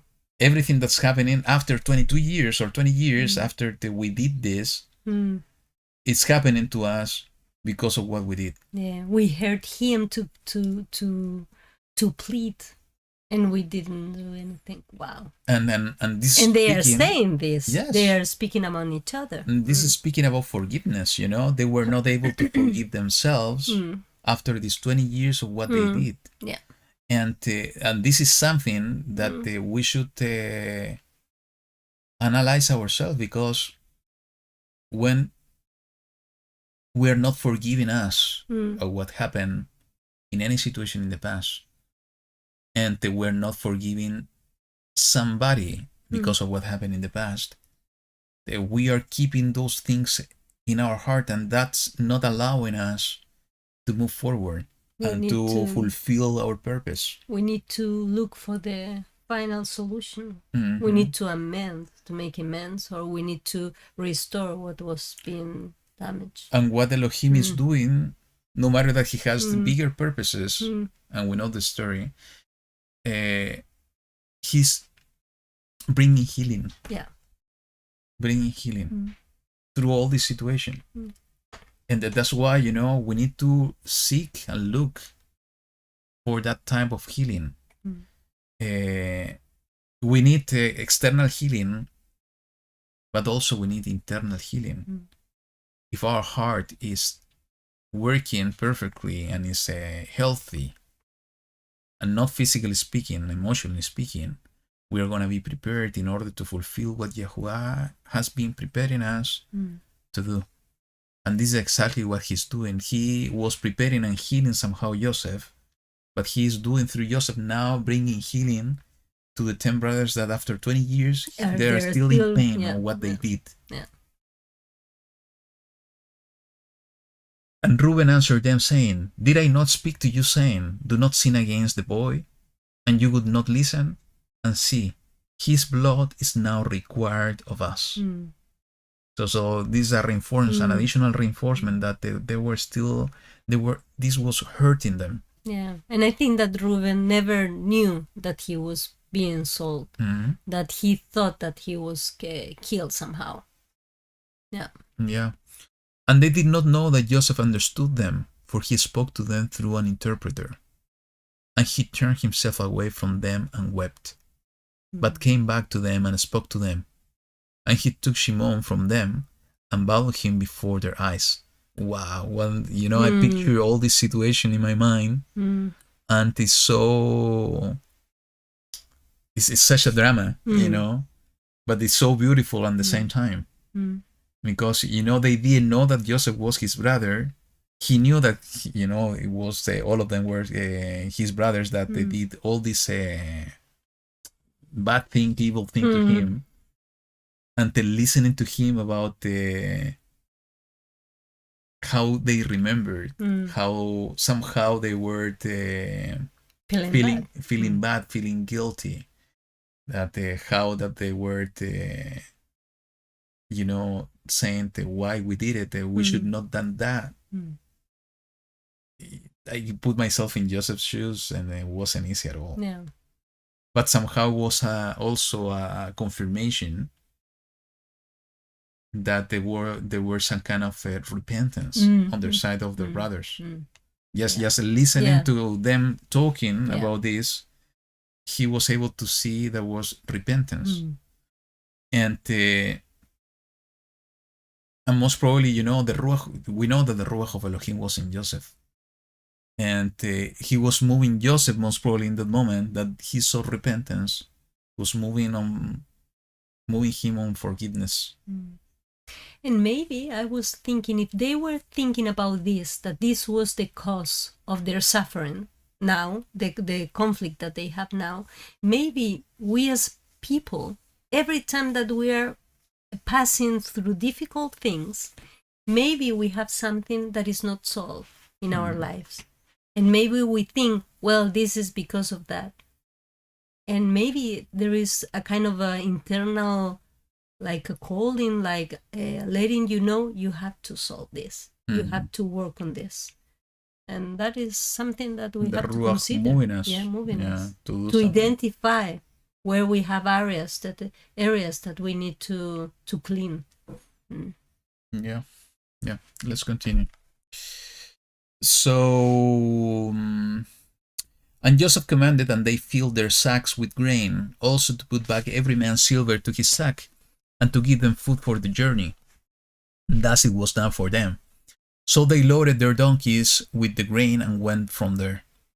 And as one of them opened his sack to give his donkey fodder, and at the lodging place, he saw his silver, for there it was in the mouth of his sack. And he said to his brothers, "My silver has been returned, and there it is, in my sack." And their hearts sank, and they were afraid, saying to each other, "What is this that Elohim has done to us?"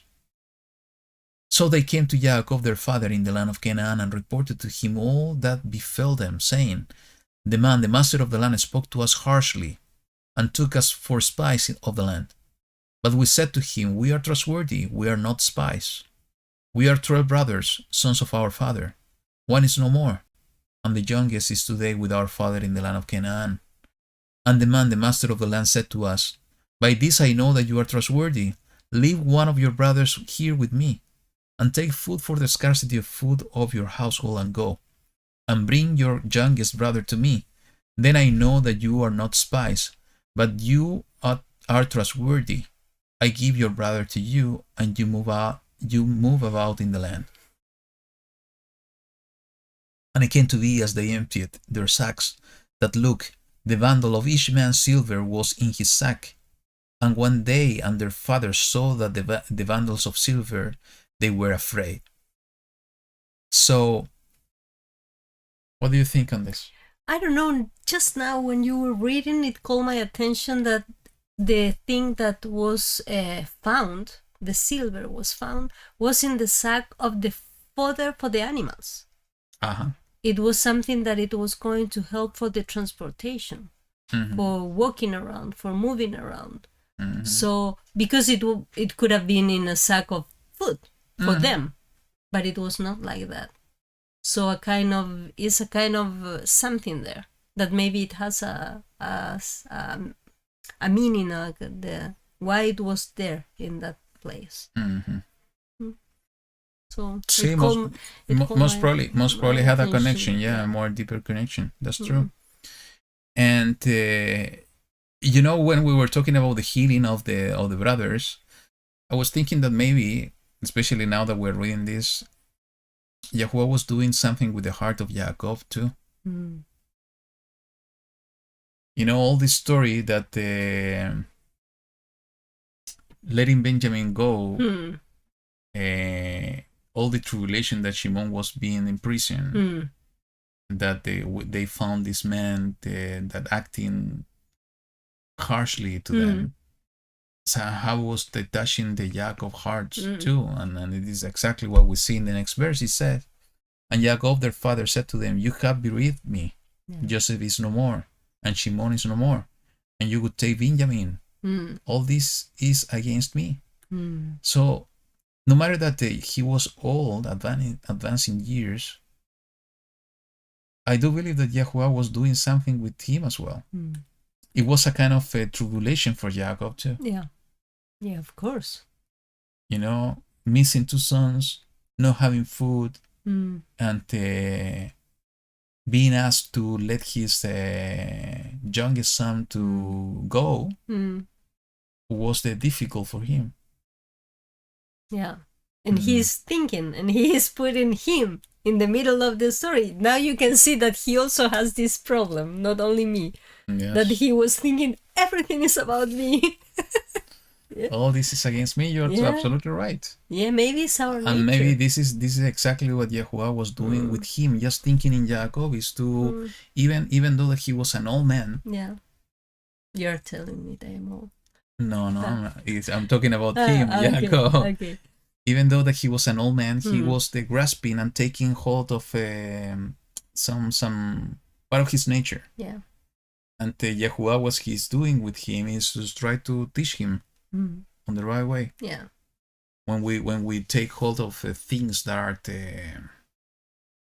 so easy for us because it's part of our character, YaHuWaH needs to do, I don't know, things to help us. Yeah. And this is showing us that he's going to try us during all our lives.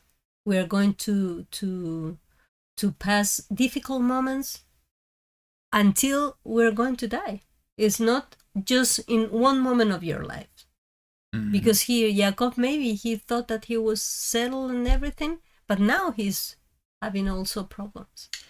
And this brings, once again, what we said before is about endurance. You know, in all this thing, it's interesting, we don't see Jacob trusting in Elohim completely in this passage. He was so blinded with his emotions that instead of saying, okay, go, Benjamin, Yeah. I'm going to trust in Elohim, Yeah, you need go. He was afraid. I know that you will come back. Yeah, maybe what happened with YaHuWaH, he felt guilty. Because imagine that he sent him to check on his brother. And maybe that's why this was happening, in order for Jacob to regain the trust. Yeah. And to remove fear. Yeah. So that's why when we talk about endurance, even at his old age, he needed the help of Elohim in order to remove those kind of things, in order for him to endure, because he was tested even at this point of life. Okay. And it wasn't easy, because we will read in the next chapter. It wasn't easy because he didn't say yes. Yeah. He was refusing at the very beginning. Yeah. And this is exactly our attitude most of the time. That YaHuWaH is trying to do something with us, and we are not trusting immediately. There is other experience that maybe we are trusting immediately, but most of the time we are refusing, we are delaying, we are not moving ahead. So this is exactly what we see Jacob doing in this case. Let's continue reading. It says, so Reuben spoke to his father, saying, take the lives of my 2 sons, if I do not bring him back to you. Put him in my hands, and I myself bring him back to you. But he said, my son is not going down with you, for his brother is dead, and he is left alone. If any harm should come to him along the way in which you go, then you would bring down my gray hair with sorrow to Sheol. He was totally afraid. He was still in pain because of what happened with Joseph. It's the same thing. YaHuWaH was orchestrating, in this marvelous way, in order to bring healing, in order to prepare them in different ways for what was coming. But imagine what these words caused in Reuben's heart too, because he was the oldest brother. Yeah. And he was responsible. He was responsible for what happened in the past, and now his father is like bringing everything again. Yes. And so it was. I think that it was something very heartbroken to hear those words again, because he thought that he was dead. His father thought that YaHuWaH is dead too. So wow. So let's continue. We are going, I think this is going to be longer than expected, this today, because we already complete almost 2 hours. Wow. But let's complete the portion. We are missing just 2 chapters. So let's move Well, on. the 44 is a little one. Yeah. Yes. So, I usually don't like to do more than 2 hours because, for people that are not Yeah. joining live, They are not going to it's listen. much more difficult to watch such a long video. But for me, it's not a problem to continue at least today. So I hope you are going to enjoy it on all our commentaries and our insights on this portion. So we are going to be more than 2 hours today. So let's do it. So chapter 43. It says, but the scarcity of food was severe in the land. And it came to be, when they had eaten up the grain which they had brought from Mizraim, that their father said to them, go back, buy us a little food.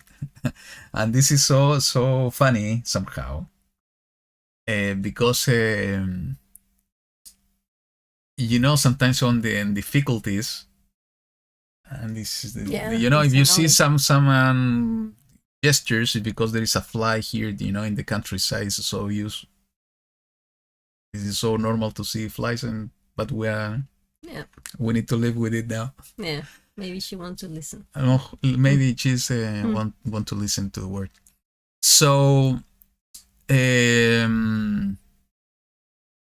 difficulties, they already ate everything. Yeah, they didn't have nothing to eat, and it was a scarcity of food. He needed to give up on his fears and so on. So sometimes we see here that YaHuWaH, unfortunately for us, but we are so, how to say it, stubborn to make fast decisions, that YaHuWaH sometimes needs to make things a little bit more difficult for us, to push us a bit. And sometimes it's to push it, not to push us a bit only, and sometimes he needs to push us more. But and it was exactly the case.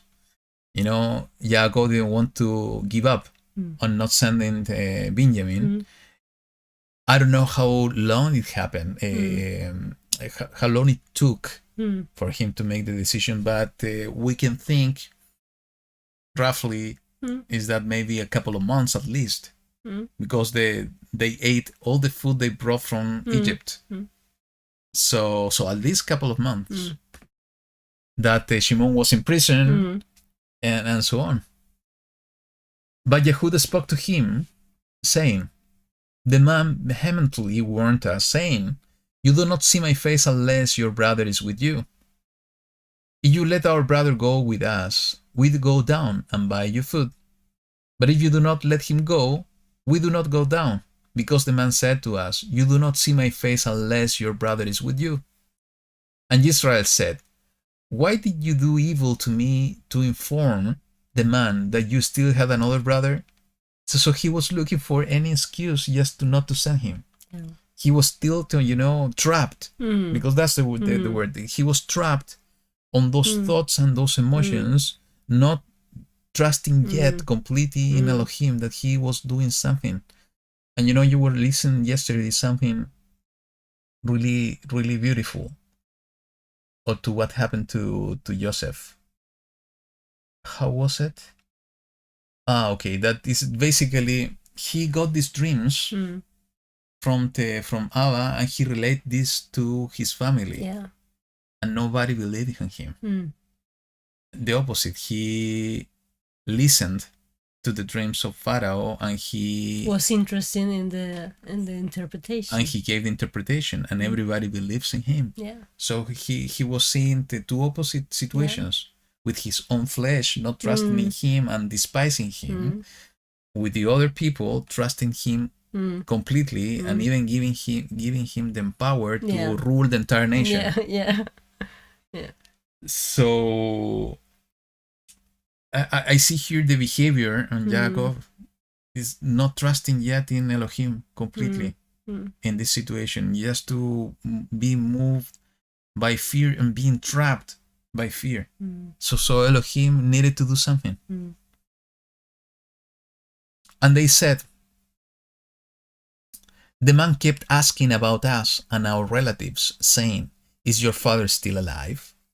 Have you another brother? And we informed him according to these words. How could we know that he would say, bring your brother down?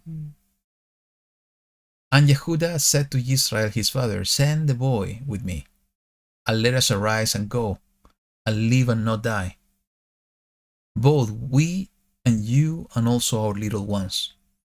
I myself shall stand warranty for him. From my hand you are to require him. If I do not bring him back to you and set him before you, then let me bear the blame forever. So he put himself in the position and taking the responsibility, even not with Reuben. Yeah. He took the responsibility. Yeah. Yeah. Reuben was different, was given the sons, the two sons. Well, maybe it's because that is what he loved most, maybe. But he take it on his own place. Mm-hmm. Yeah. It says, for if we had not delayed, truly by now we could have returned the second time. So they took a long time. Yeah. And their father Israel said to them, if so, you know, this is so prophetic too, and I have to mention this. The regathering of the 12 tribes, because this is exactly what has been happening, has been somehow, and we know that YaHuWaH has a plan, he knows the timing, and so on. But if we take the parallel here, the regathering was being held because of fear. Because of fear, or saying in the other way, because of not trusting in YaHuWaH, the regathering was not happening.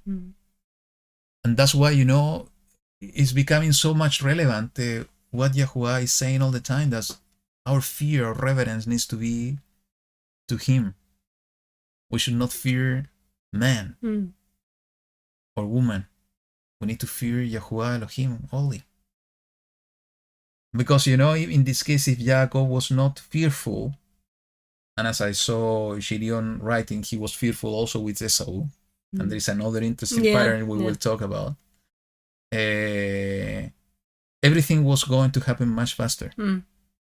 Now, in the other hand, there is a time for everything. There is a time, it's like music, it's like the rhythm, that sometimes we need to have silence, sometimes we need to go faster, sometimes we need to go slower. And YaHuWaH is the director of the orchestra. So he knows the timing. And sometimes we need more time, other people need less time, and so on. So, but fear here somehow is delaying things. That's why we need to remove all fear. And their father Israel said to them, if so, then do this. Take some of the best fruit of the land in your vessels, and bring a present down for the man, a little balm and a little honey, spices and myrrh, nuts and almonds. And take double silver in your hand, and take back in your hand the silver that was returned in the mouth of your sacks.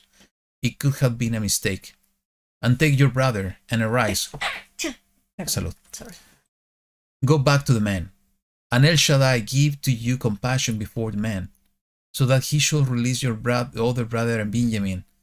And I, if I am bereaved, I am bereaved. So here we see the beginning of trusting again. El Shaddai give to you compassion. El Shaddai be with you. If I am like this, I am like this. And this is the way that I read this. Yeah. He's recognizing, okay, this is happening to me. What is going to happen? It's happened to me. Yeah. So I don't know, you want to mention the parallel what we saw with Esau. Yeah, that he realized that maybe present some kind of gift was going to help in the situation, like to make it easier. And it was the same that he did with his brother. So, yeah, I found it interesting. Maybe it's his character. Yes, he did exactly the same with Esau. He was sending presents in order to appease the heart of Esau. Yeah. And he was doing exactly the same with Joseph. He heard that this man was in angry, so he was sending him not with empty-handed. Yeah. He was sending with presents and gifts in order to appease his heart. Yeah, and the situation about the silver hidden in the sacks, he saw it like a possible mistakes. So maybe he's saying, well, there is mistakes in the life. Sometimes maybe things are going to happen to us, even though we are passing through a difficult situation. Maybe it's mistake. I don't know. Maybe, well, here we know that everything was planned, but it was good that he thought in that way. It's not something with a purpose against you. Mm-hmm. That's true. And I just saw a funny comment from Shirion. That's true. He's saying Juan Carlos is in short sleeves and wearing 3 layers. And I heard, about the big storm in US. Yeah. Yesterday we were reading. That maybe it was going to be even 50 degrees below zero. Well, we're talking about in Celsius, but it's very cold. So, wow. Yes, and here, at least in the place we are, this is today's nice. It's much easier, but in the capital city, it's not been an easy at all in terms of heat. Yeah. Something happening with the weather. So. And I told you it's going to be the extreme. Yeah. The father told that even the good and the bad is going to be more good at the end, and the bad is going to be more bad at the end. And I think that with the season, the climate and everything is going to happen the same. The earth is going to the extreme, and it has to be that way. No, here we have 80 degrees Fahrenheit approximately, but but in the capital it's like almost 100. 37. Yeah, 37. I'm talking in Fahrenheit, just to make it easier for it. Okay. Yeah. 37 Celsius is around almost 98, 99 degrees Fahrenheit. So you are, all of you that are in the US are in our prayers. Yeah. We heard about this big storm. Yeah. So please, and also keep safe. Yes. And, keep safe. Put some additional layers, as Chirion was saying. Maybe just some to exercise. go through these crazy weathers. So let's go back to the portion. So let's continue in the verse 15. And the men took the present and Benjamin, and they took double the amount of silver in their hand, and arose and went down to Mizraim and stood before Joseph. And thinking on the foreshadow of Mashiach, is the same thing. You remember the wise men of the East when Mashiach was born. Everybody's celebrating the Mashiach today, in this wrong day. But in the entire scenario was somehow the representation of the world with these wise men bringing gifts to Mashiach. And it is written, that people will go and celebrate the feasts and bring presents to the king. And we see exactly here happening the same thing. They're bringing gifts and presents to Joseph. It wasn't Pharaoh, it was a kind of Pharaoh, the second in command in Mizraim. It's exactly the same picture. Okay? And what's is interesting also, and maybe is how the brothers were serving and participating in the regathering of the 12. They needed to convince Jacob to let Benjamin go. It was Reuben, it was YaHuWaH. Maybe the others also mentioned something in order to convince Jacob. It's not written here, but maybe also they did something. So they needed to do something in order to participate on the regathering of the tribes. And the only fact that was YaHuWaH is speaking a lot as well. Because, and we need to recognize this, the only fact that we have, the scriptures in our hands is because of what YaHuWaH, the tribe of YaHuWaH, have done. They have preserved the scriptures and the manuscripts through the scribes throughout the years. And they have done this in order to help us somehow in the regathering. The only fact that we have the written scriptures in our hands has helping us in order to get closer to Elohim and to know the truth. So somehow they are participating in the same way that they did it with Benjamin, participating in the regathering. Of the little ones. Yes, of the 12 tribes. So it says in the 16, and Joseph saw Benjamin with them and said to the one over his house, bring the men home and make a great slaughter and prepare for these men for these men are to eat with me at noon.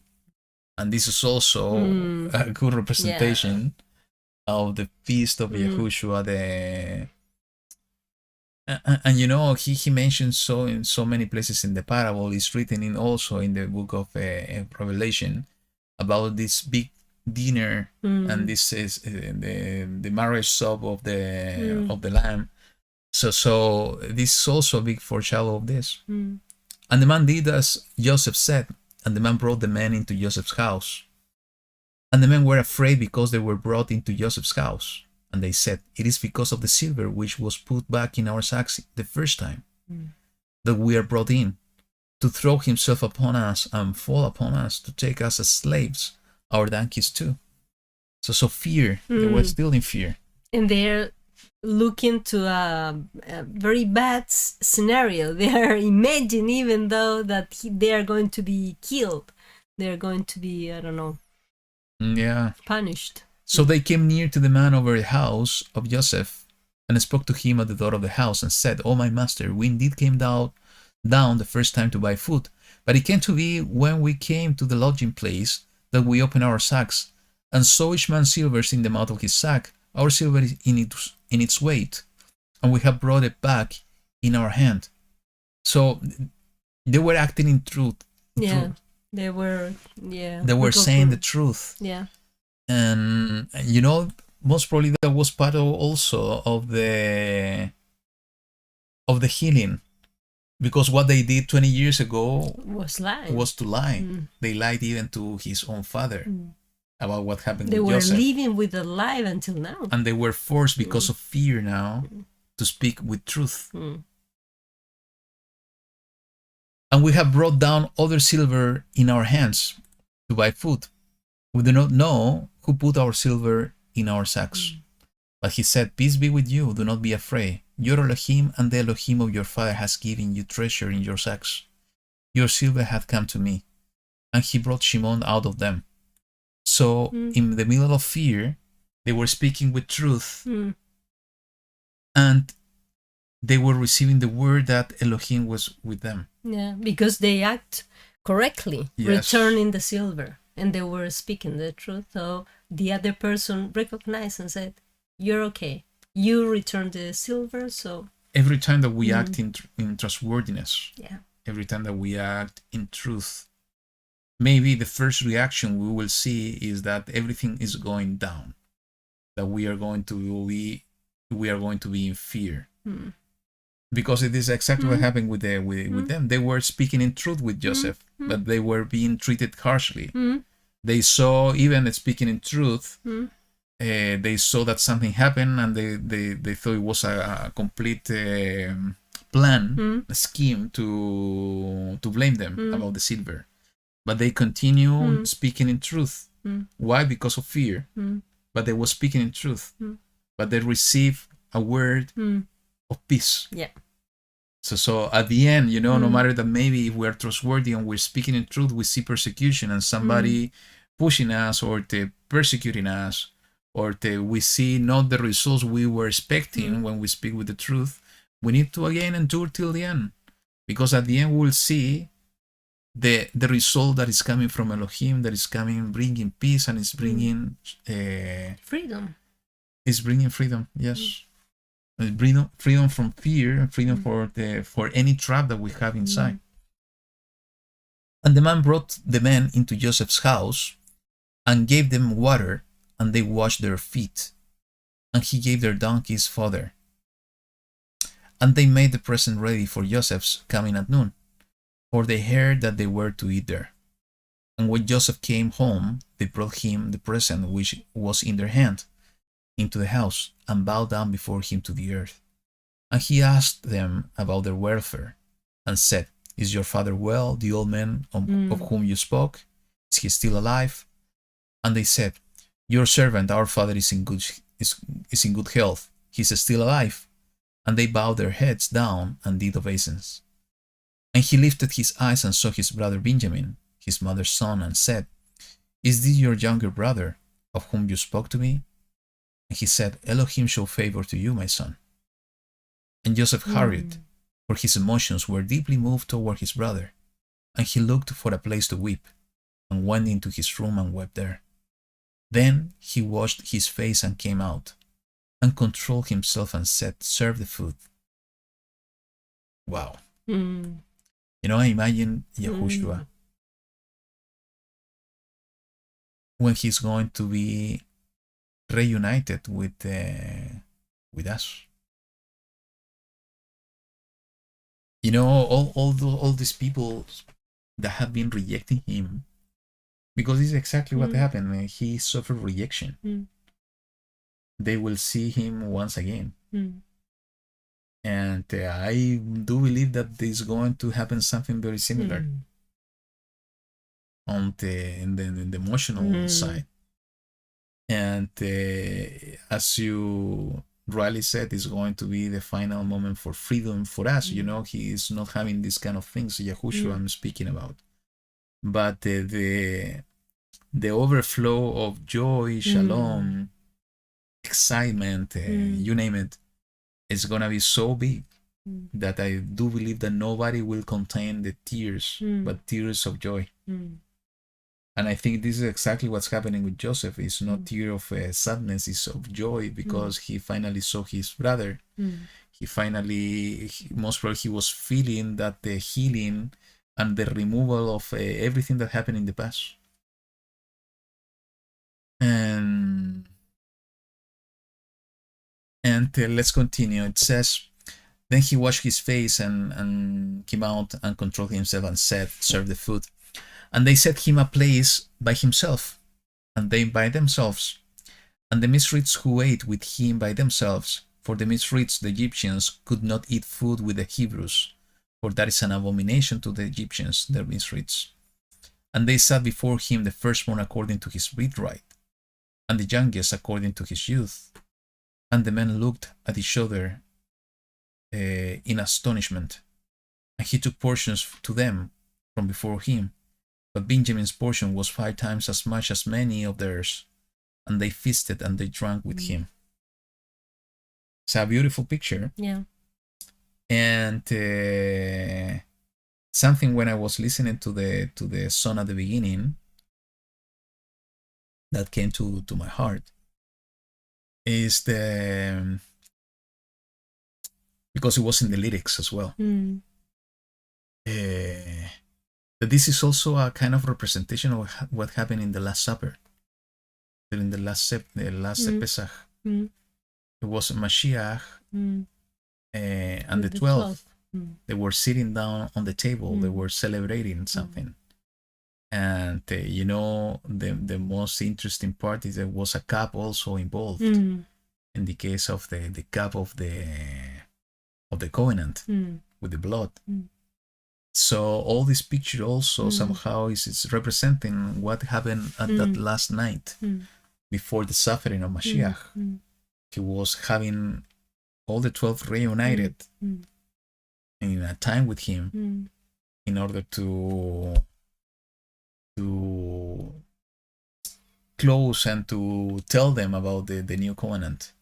And the interesting part is also they were washing their feet the same way that they were washing their feet here. There was a YaHuWaH there. It was a YaHuWaH there as well.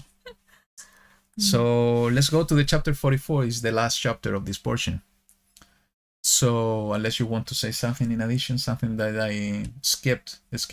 No? No? I think it's okay. Okay, so let's continue. And he commanded the one over his house, saying, fill the men's sack with food, and they are as they are able to bear, and put each man's silver in the mouth of his sack, and put my cup, and this is the final test, you know, this final test for his brothers. And put my cup, the silver cup, in the mouth of the sack of the youngest, and the silver for his grain. And he did according to the word of Joseph, which he spoke. As soon as the morning was light, the men were sent away, they and their donkeys. And you know, this is something that also we realized that they were not riding camels, they were riding donkeys. And this is so normal and used in Israel because the kings were riding donkeys. Mashiach was entering in a donkey to Jerusalem. David is also being seen in a donkey. Abraham, yeah. Abraham. So it's interesting that it's a kind of a symbol of the kingship that they were riding donkeys. And when they had gone out of the city, not having gone far, Joseph said to the one over his house, "Rise up, follow the men, and when you overtake them, say to them, 'Why have you repaid evil for good? Is this not the one from which my master drinks, and with which he indeed divines? You have done evil in what you have done.' So he overtook them and spoke these words to them. And they said to him, Why does my master say these words? Far be it from us that your servants should do according to this word. See, we brought back to you from the land of Canaan the silver which we found in the mouth of our sacks. How then should we steal silver or gold from your master's house?" They knew how to defend themselves with arguments, Yeah. With whomever, maybe this is a characteristic of the Hebrews as well. You remember Abraham also using arguments, Yitzhak as well, Jacob, we were using a lot of arguments with Laban and so on. Even if we think forward, Moshe as well was arguing even with Elohim. So maybe this is a characteristic, is that we need to use the right argument when we found ourselves in a situation. Even arguments in our discussions and prayers with the YaHuWaH. With whomever of your servants it is found, he shall die, and we shall become my servants' slaves as well. My masters. My master's slaves as well. You want to say something about this? That is the same that like Jacob was saying when he didn't know about that Rachel was hiding the idol of his father. And that's why we cannot swear, we cannot make a commitment of anything, because we don't know the consequences. We don't know what is behind us. Even though we know that we have done anything, maybe something is going to be found against us. And not because of us, because somebody else, or it was a plan. So that's true. Yeah. And the emissary of Elohim is saying that donkeys are way cooler than camels, and they laugh instead of spitting. Oh. Good. That's funny. And one talk. Yeah, and one is a talking donkey. Talking donkey. So it says in the verse 10, and he said, "Now also let it be according to your words. He with whom it is found becomes my slave, and you are innocent." And they hurried. Each man let down his sack to the ground, and each opened his sack. And he searched with the oldest first, and with the youngest last. And the cup was found in Benjamin's sack. And they tore their garments. Wow, this is the final part. Most probably it came to his heart, his mind, everything that happened with Joseph. How come, and they remembered his father, Jacob, what happened when they told this lie to him about Joseph. How he was suffering all this time. How the pain they inflicted to his own father. Yeah. What is going to happen now? What's going to happen now? Yes. And you know what? The decision when they said, if somebody is going to have the cup, well, let him die. And then YaHuWaH said, let it be according to your word. But he changed this. He with whom it is found becomes my slave. He make it. The master of the house changed the conditions. The condition, and now the condition are not as grievous as the one they thought. Yeah. Because, well, he knew. He planned everything. But you can realize that maybe the punishment from the person who is in charge is not as such I don't know, such big as the one that he is thinking. So he has maybe even a kinder heart concerning the grown. So let's continue. And Ishmael loaded his donkey and went back to the city. And Yehuda and his brothers came to Joseph's house, and he was still there, and they fell before him on the ground. And Joseph said to them, "What deed is this you have done? Do you not know that a man like me indeed divines?" And Yehuda said, what do we say to my master? What do we speak? Or how do we clear ourselves? Elohim has found out the crookedness of your servants. See, we are my master's slaves, both we and he also with whom the cup was found. And you see, I haven't seen this before. When he's saying this, Yehuda is saying this, Elohim has found out the crookedness of your servants. I do believe this is not referring to the cup. He's referring to what they did to Joseph. Yeah. Elohim has found out the crookedness of your servants. Yeah. He was referring to that. Most probably Joseph understood also the message. Yeah. But he said, far be it from me to do this. The man in whose hand the cup was found, he becomes my slave, and you go up in peace to your father. The story will continue. Yeah. Continue next week. Yeah. But it's approaching to a point, and again, that as I said before, everything is related to healing. Everything is related to heal the heart of Joseph, healing the hearts of the brothers, and most probably also healing the heart of Yaakov, with the purpose in preparation to what was happening. And if we think this in a bigger in the bigger picture, there was a kind of preparation to save them, and we'll see next week, of the scarcity of food.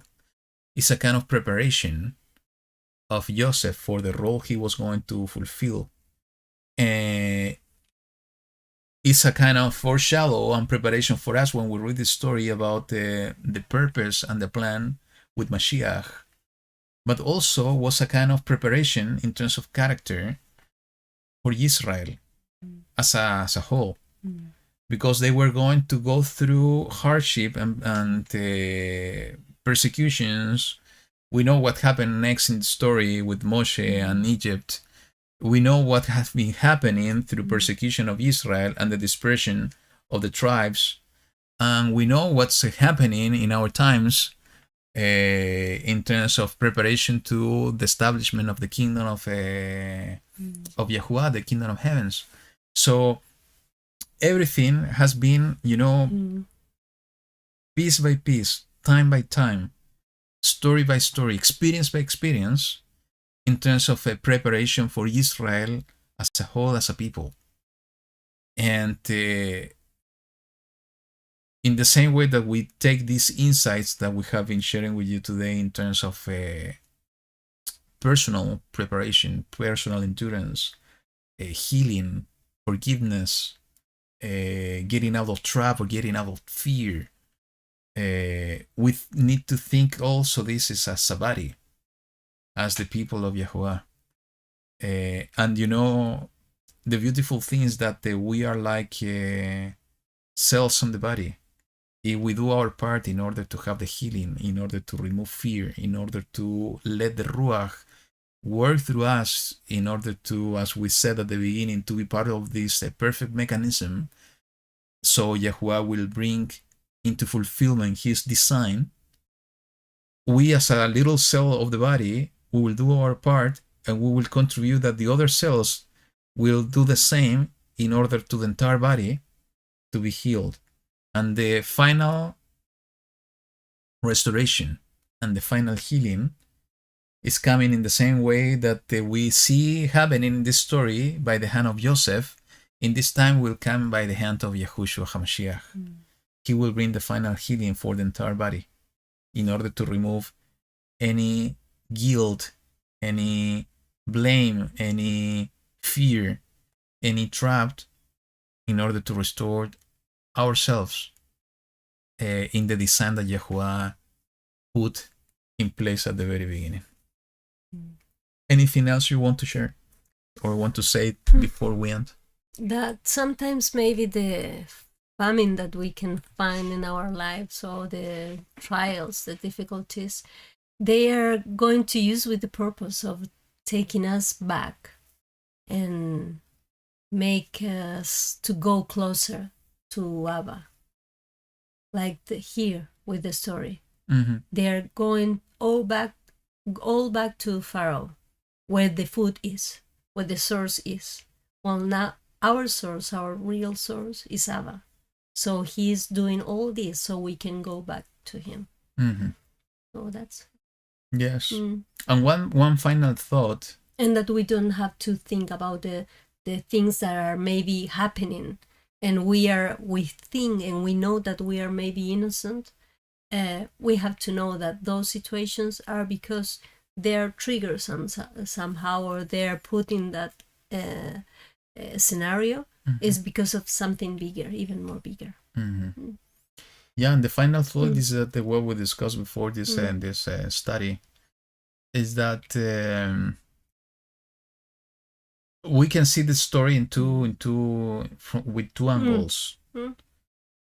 Because we cannot disregard the fact that is Pharaoh, is Egypt, is a representation of the world. Every time that we see in the prophecies, the figure of Pharaoh is talking about the world, is talking about Satan, is talking about even the anti-Mashiach, the anti-Messiah, or the Antichrist. But we see here in this story, Pharaoh somehow being a representation of Elohim. If we want to see Joseph a representation of Mashiach. So this is one way to see it. The other angle is that we can see the Pharaoh is his representation of the world. And it's going to be another tool, maybe, another instrument. Exactly. So we can see that the counterfeit movement will be somehow so similar to the true movement. And when we see what Mashiach will do at the end times with the reunification or the unification of the world and to unite the entire world, and also to bring everything to him, as we saw here, the counterfeit movement will do something very similar. And this is exactly what we're seeing even in front of our eyes, that they want to put everything under the one group of people, the control of one group of people. And as we know, it's going to be under the control of one person. So the counterfeit movement, as we see here, a kind of in the second angle, is being represented by Pharaoh, is exactly what we will see in order to deceive people. But we know that the real stuff is coming by the hand of YaHuWaH HaMashiach, and it's going to be everything gathered, echad, in his hand. So even to that point, we see in this story the two things. What the world will try to do, but we know that the only one he can do it in order to gather everything all together is Mashiach himself, is YaHuWaH.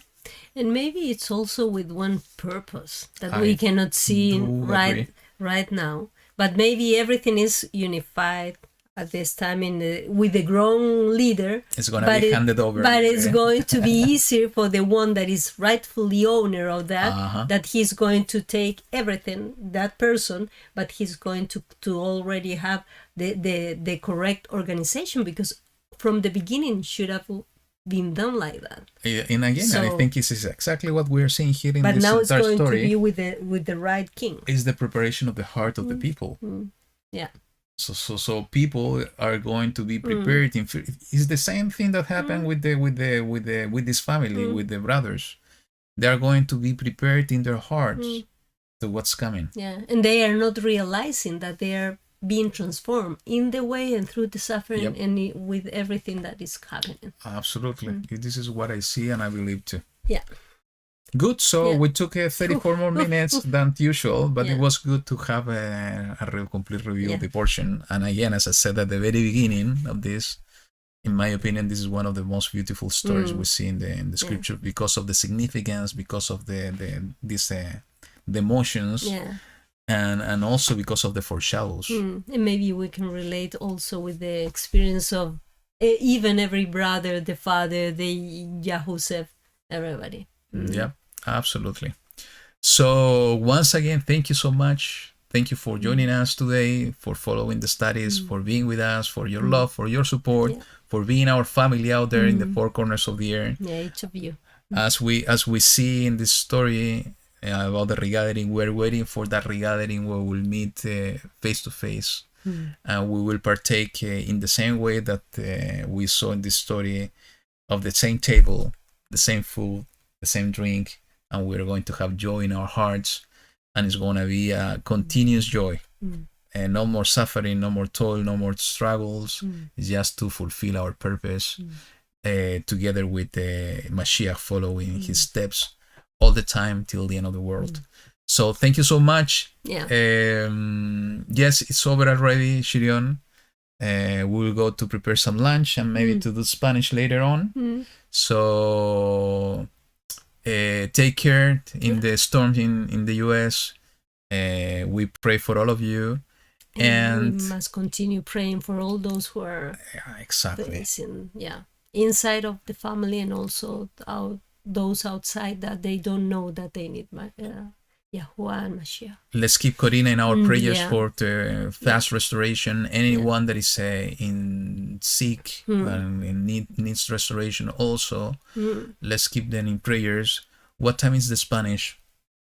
Is asking. But it's your call. You always set the remember, time. But You're what at time? the time. Last week we couldn't do it because we have some visitors. Yeah, because we have some visitors. But I think it's in 3 hours from now. Yeah.